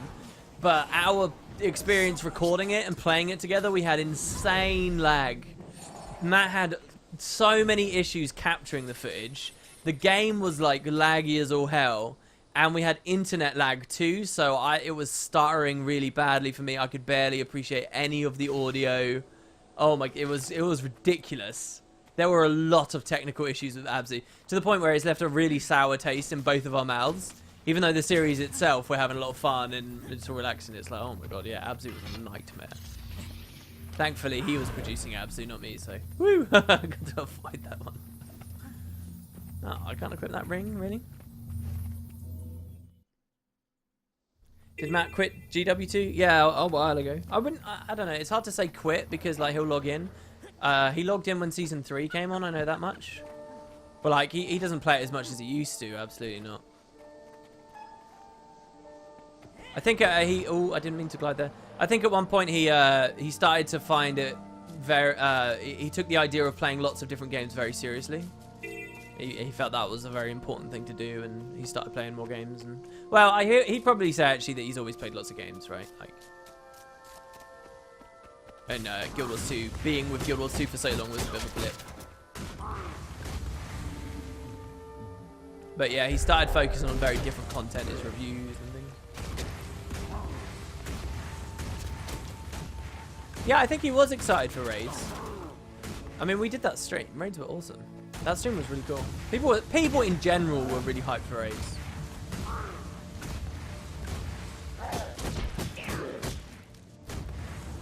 Okay, which one are you getting, Sun or Moon? I actually don't know whether I'm going to get Sun or Moon just yet, because I'm playing Omega Ruby so slowly. So slowly. And I haven't actually played a new generation for a while. My experience with Pokemon was this. Red and Blue, didn't have Yellow, but was jealous of people who had Yellow at school. Then I got crazy obsessed and into it with Gold, Silver, and Crystal. And I played Gold and Crystal specifically, and I was really into it. Then I was still very into it for Ruby, Sapphire, and Emerald, but I only played Sapphire. And there were a lot of things I missed, I didn't like about those original ones, like the loss of a day-night cycle and stuff. And the apricots, I missed that you can do apricots. But I did very much enjoy those games. But by the time Diamond and Pearl and Platinum came around, I was sort of at that stage where I'd outgrown Pokemon a bit, or I wasn't too interested in Pokemon anymore. And I never really played those. I never really learned them very well. There was a point where I tried to play that generation, but I actually got bored about a third of the way through, and I never got very far. And that was Diamond I was playing. And then so I didn't play that part of Gen 4. But when Heart Gold, Soul Silver remakes came out, I snatched those up, because Gen 2 is my favorite. And I played those loads, like hundreds and hundreds and hundreds of hours in Heart Gold. I never played Black and White. I never played Black and White 2. I never played X and Y. But when Omega Ruby and that came out, I played those now. So now we're looking at Sun and Moon, and it's kind of like, I haven't really been on board with the new ones for ages. I think what I'd quite like to do is, if they're about to do a Diamond, Pearl and Platinum remake, I might finally play for the first time Diamond, Pearl and Platinum, but I'll do it in the remake, right? And then maybe I'll just be on a delay. I'll follow along with the remake rather than anything else. WP, is it still available to get invited to Spud Club Guild? Yeah, totally is. Come on, finish it off. It's amazing how hard this guy is to kill right now. Just send me a whispering game, hopefully when we're not doing this stream, because I'm appearing offline right now anyway.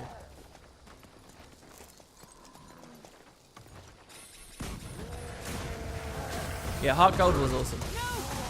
As far as I understand, Heart Gold and Soul Silver, two things I love about those that the other games have kind of failed with. Heart Gold and Soul Silver had first Pokemon in your party following you around, which was an awesome feature, really cool, and it's a tragedy that it's been lost. And the other thing that I really like about those is there were just enough legendaries in the franchise at the time for them to have a fairly meaningful place to get all of them. Like, you had the special room for Arceus in the end. You had, like, it was still okay. But when you get to, like... And I really love the Omega Ruby and Alpha Sapphire remakes. Don't get me wrong. I love them. I think they're really good. But at the end game for these is just, pull a legendary out of a random hoop and stuff. Because there's just too much now, and they can't really put that specific bespoke detail into each one. So they've lost something there.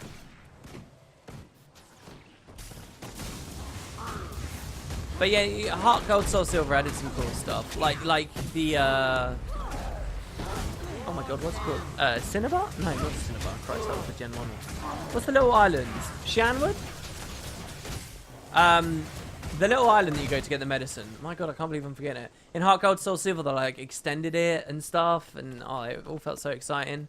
And when you got to go back to Kanto, it fully implemented the Whirl Islands and stuff. Not Whirl Islands.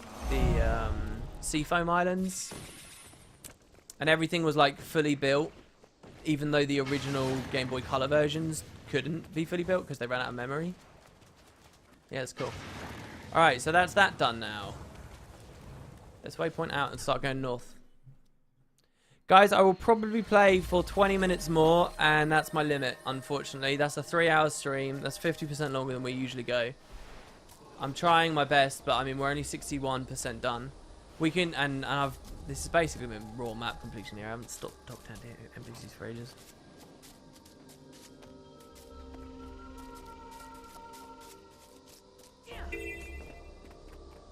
How alive is Guild Wars 2 at the moment? I haven't played for it in forever. I would say it's super alive. People, you might be like, oh, it's just because you plays the game a lot. It really is super alive. Whether it's because of high population or mega servers or what, the game feels today, even though it has a fraction of the population it may have had at the very original release, it feels way more alive because the culling's so much better, the mega servers are so much better, everything is so much better in terms of like seeing other players. It is excellent.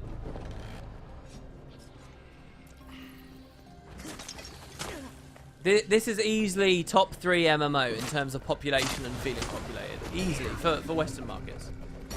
For other markets, maybe not so much. But yeah, the only two that might be better in terms of population was BDO for a short period of time, but that's died away now. Oh, we broke combat. That's really weird. But World of Warcraft at the top, and maybe FF14. I don't know how FF14 lines up to this game, but that has a very big active population too.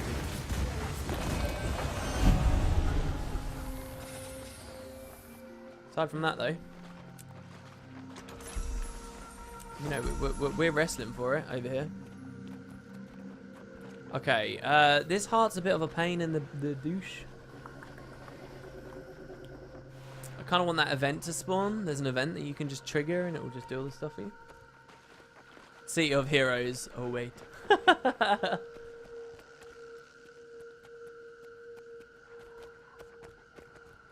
Top 3? What's funny about top 3? Come on, then. Give me something else. Give me one other MMO in Western markets that would push Guild Wars 2 out of the top 3.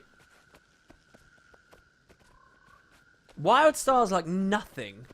WildStar has no audience. WildStar, and I feel terrible about it. But yeah, WildStar's probably not even top 10. Oh, I tell a lie. I'll tell you what else could push Guild Wars 2 out of top 3. RuneScape.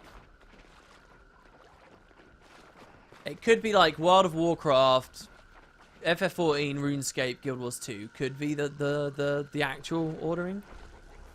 Because RuneScape's still very populated. RuneScape still has a lot of activity. ESO is very good and is these days much better received than it was at launch.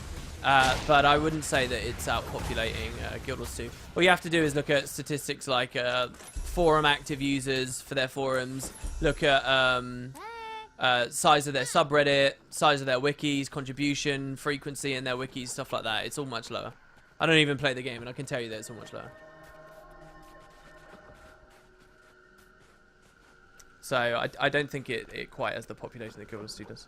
Which is something which is pretty huge actually, considering what a beastly franchise that is that MMO is placed in.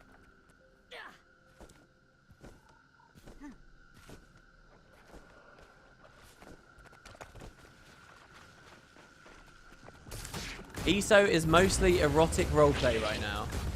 Is it now? Sounds like my kind of game. Let's get in on it.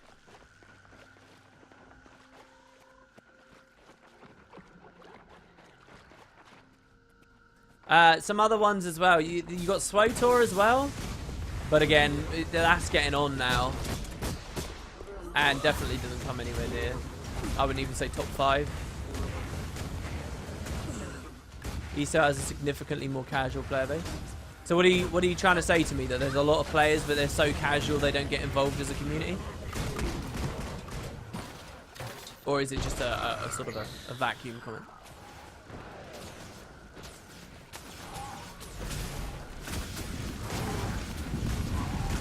WP switching to ESO. Yeah, my next video is just randomly like erotic roleplay. It's like got an, you must be 18 to view this content. Haven't I tried MapleStory though? I know that MapleStory is a very successful game, but these days actually I don't even. Oh, you put a camper there. Christ. MapleStory 2. That's where it's at. That's the big dogs. So why is Amazon making an MMO? Where if you're one of the largest companies with almost limitless resources out there, I'm pretty sure you're one of the very few who can pull off an MMO. And if you can pull off an MMO, you got a cash cow. So Busy. Please speak. it's on consoles where people don't use Reddit and stuff. And my impression is that despite its reputation, Guild of Styria has quite a hardcore player base. That's a controversial comment. There are a lot of people that are very, very one-track minded and will never accept what you just said. Ever.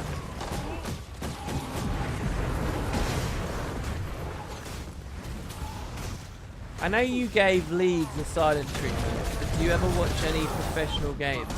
No, I honestly, I went cold turkey. I don't look at League. I don't do anything with League. I've got a good friend who continued to play it after I left, and for like a year to 2 years, he kept like telling me about updates and trying to get me into it. And there have been a lot of updates since I last played. And I'd be like, oh yeah, maybe I'll play it, but he hasn't talked to me about it for a long time now. It's finally settled in that it's just a closed chapter in my book. I'm the type of guy that's always like, oh, just one more game, come on, it's just one more game. I always do that, right? And League was particularly deadly for me because if I lost the game, it was, oh, I can't quit now. I've got to go out on a high. I've got to go out on a win. That was bullshit that I lost that game. I just didn't get fed enough, whatever. And quite often, even if I win a game, it was, oh, but I could have got so much more fed, or I could have done this better, or I'll just do one more. Just one more game. And what's so deadly about that is just one more game isn't just one more game for League. It's another 40 minutes of your life. If you do that 3 times, you're looking at, the greater part of 2 hours have passed. 2 hours! And I would just lose entire days. Just entire days to League. In the most awful way. My eventual quitting came from a point where I got really good at LeBlanc. Really good at LeBlanc. And I went like several games in a row where LeBlanc, if you guys aren't familiar, or back when I played her, I don't know what she's like anymore. But she's an AP that would scale. If you got a little bit fed with her, she would scale really hard and really fast, and she would spike stuff down really hard and really fast. And as long as you capitalized on that and didn't let the match drag on too long and go too deep into the end game, you could devastate. But if you took too long about it, eventually everyone else would catch up and she'd feel really useless. So like she was really good if you got very quickly fed, and in sort of that mid to late game section, she would destroy. She was incredible at just spiking people out, and you could do a lot of really cool jukes and blinks and things on her. I really enjoyed LeBlanc. And anyway, my eventual quitting came to the point, not because I hated the game or what was going on, but I just had these really ridiculous wins, game after game after game, where I got fed like that and I pushed the win out, and I was going like 20 kills, 1 death, or 20 kills, 0 death. And I had like 4 or 5 of those games in a row. And this was in a climate of where I'd just done really well with her. This is all total humble brags, by the way. I was just doing really, really, really well with her, but what I realized while I was doing it was I actually wasn't having fun with it anymore. Like, every time I would think to myself, one more game, it's because it was like, oh, I was right on the edge of having a really epic experience. And there I just had like 5 or so epic experiences in a row, and I didn't feel that amazing about it. And it felt like a really logical place to quit for me at that point as well, because my statistics screen showed all my recent games I'd had these insane scores on and stuff, and I liked the idea of leaving it at that. So yeah, I quit for like several months. Then did have a slight relapse and went back a little bit, but I was way worse at the game. I lost a bunch. I didn't do very well. Remembered the reasons why I'd quit, and really that was it, right? Like it was that little LeBlanc stream that finished me off with it. And that was the end of my league, really.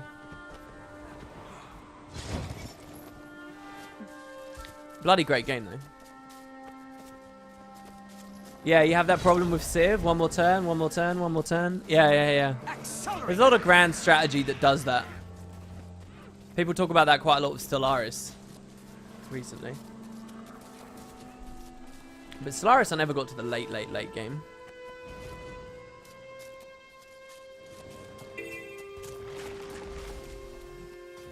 Can't really compare Guild Wars 2 with other MMOs based on sales. Free-to-play is a big part of Guild Wars 2. Oh, did somebody leave a comment showing that Guild Wars 2 isn't anywhere near the top in terms of sales? That would be really interesting to me if someone's got that. What was demonstrated? That like ESO earns a lot more and stuff like that? I will have missed it completely. That's kind of cool if somebody showed that. But I agree that, yeah, just the money that you get, the way you monetize an MMO is no indication of the population of that MMO.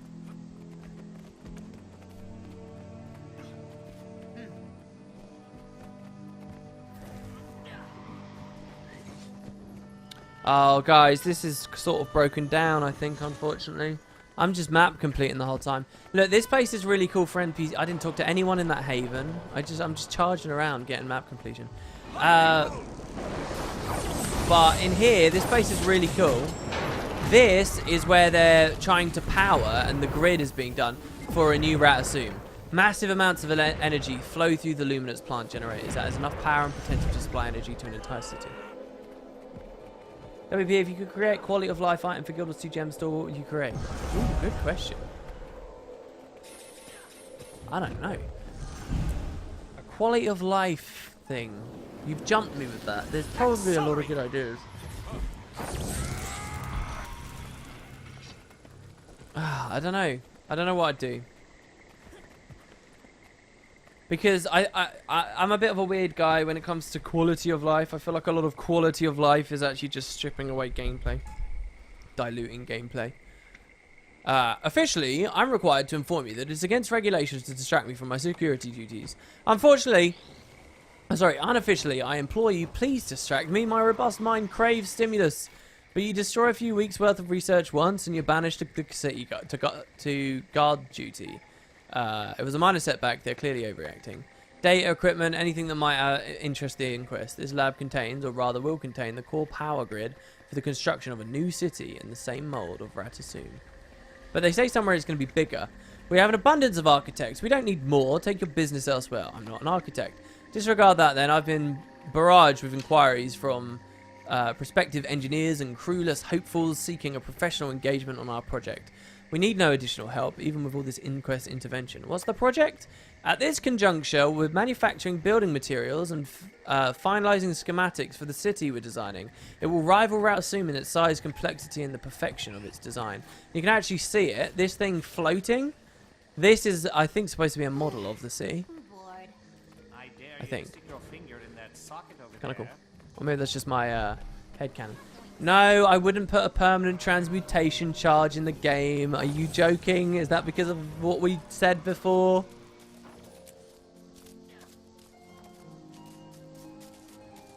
I wouldn't do it. Oh, somebody's screaming at me to notice them senpai in chat. I noticed you. There you go. Kohai.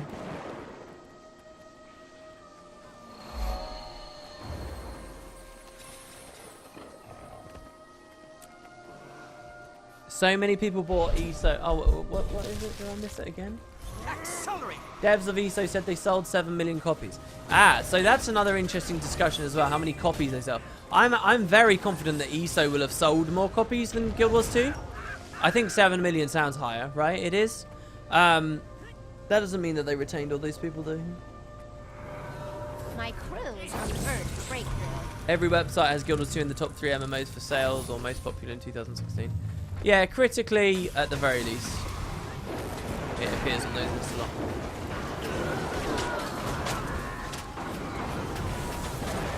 Jesus Christ. Where did all these people come from? It's like they've been waiting. This is mental. Alright, tag what you can.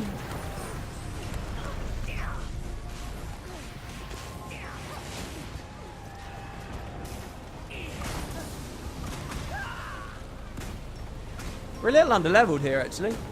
the 12 and it's a 14 event.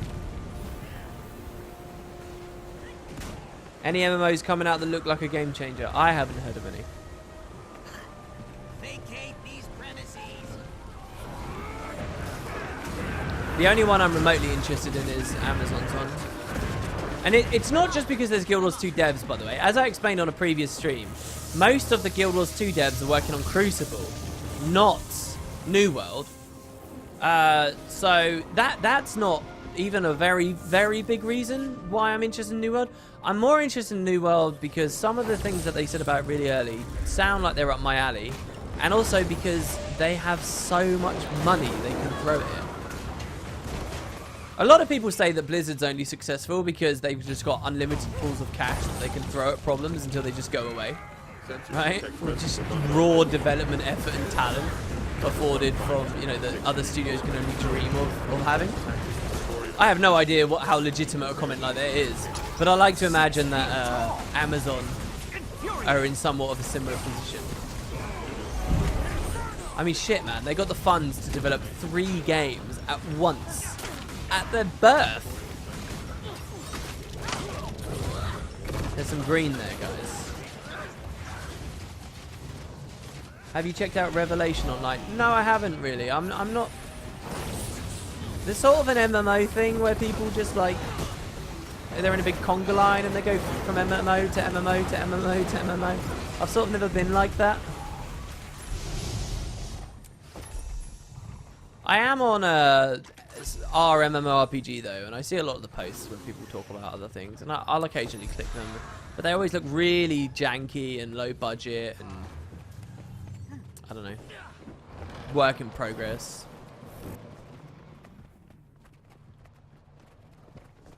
That can't be true because of Blizzard's Titan game flopped really hard. I don't think you could say it flopped. They recognized that it wasn't a worthwhile product and they cancelled it. I don't see how that event correlates to them having or not having much money either.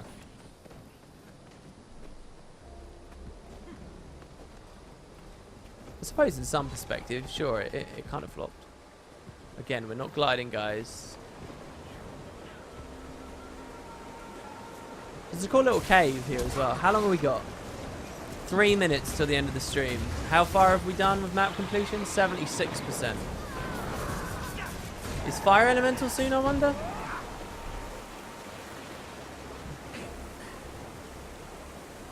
Blizzard does an expansion pack and costs for €50, and they have a sub fee for €20 or €15. Of course, they have money. Yeah, and they have a cash shop. They triple dip. I hear what you're saying. I've played Guild Wars 2 since beta and I still do, but it's always fun to check out new MMOs. I guess what intimidates me about new MMOs quite often is unless they're genuinely really interesting, it's that they're big time sinks. And there's just so many places an MMO can fail. Somebody left a comment on my video about the Amazon Game Studios stuff recently that I really agree with. And it's like, you can have great design, you can have really good implementation, you can have all kinds of stuff. But so many MMOs lately have been flopping based on administrative reasons.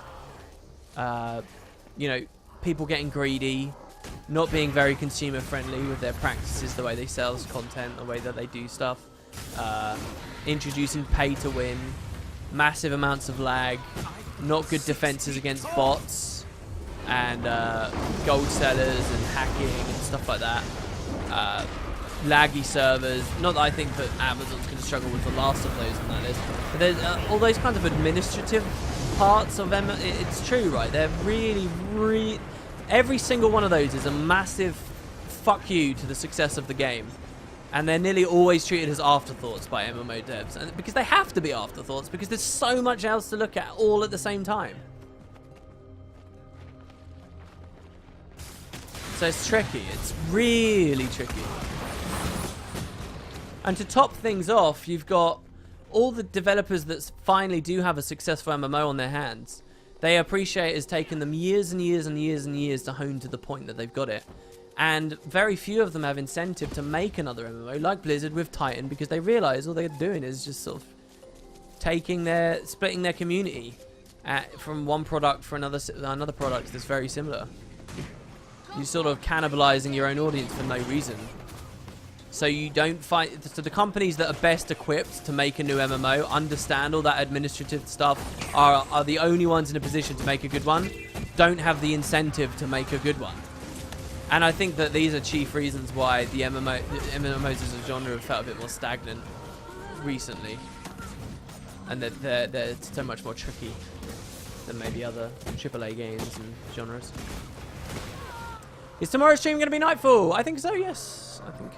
I'm looking forward to a bit of Nightfall, a bit more voting.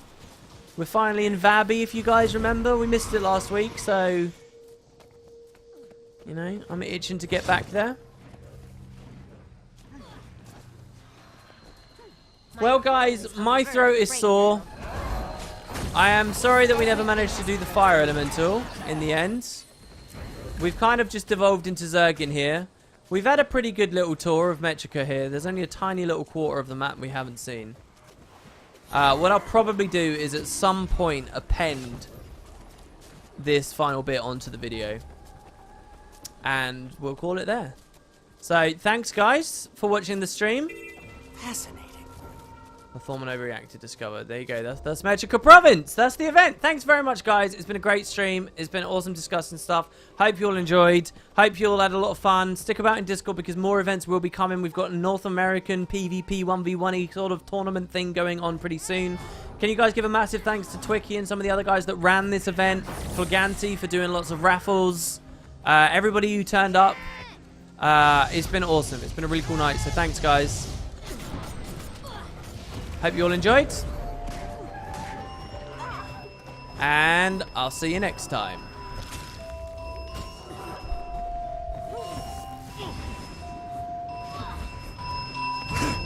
I just flew in from the underworld. Boy, are my arms tired.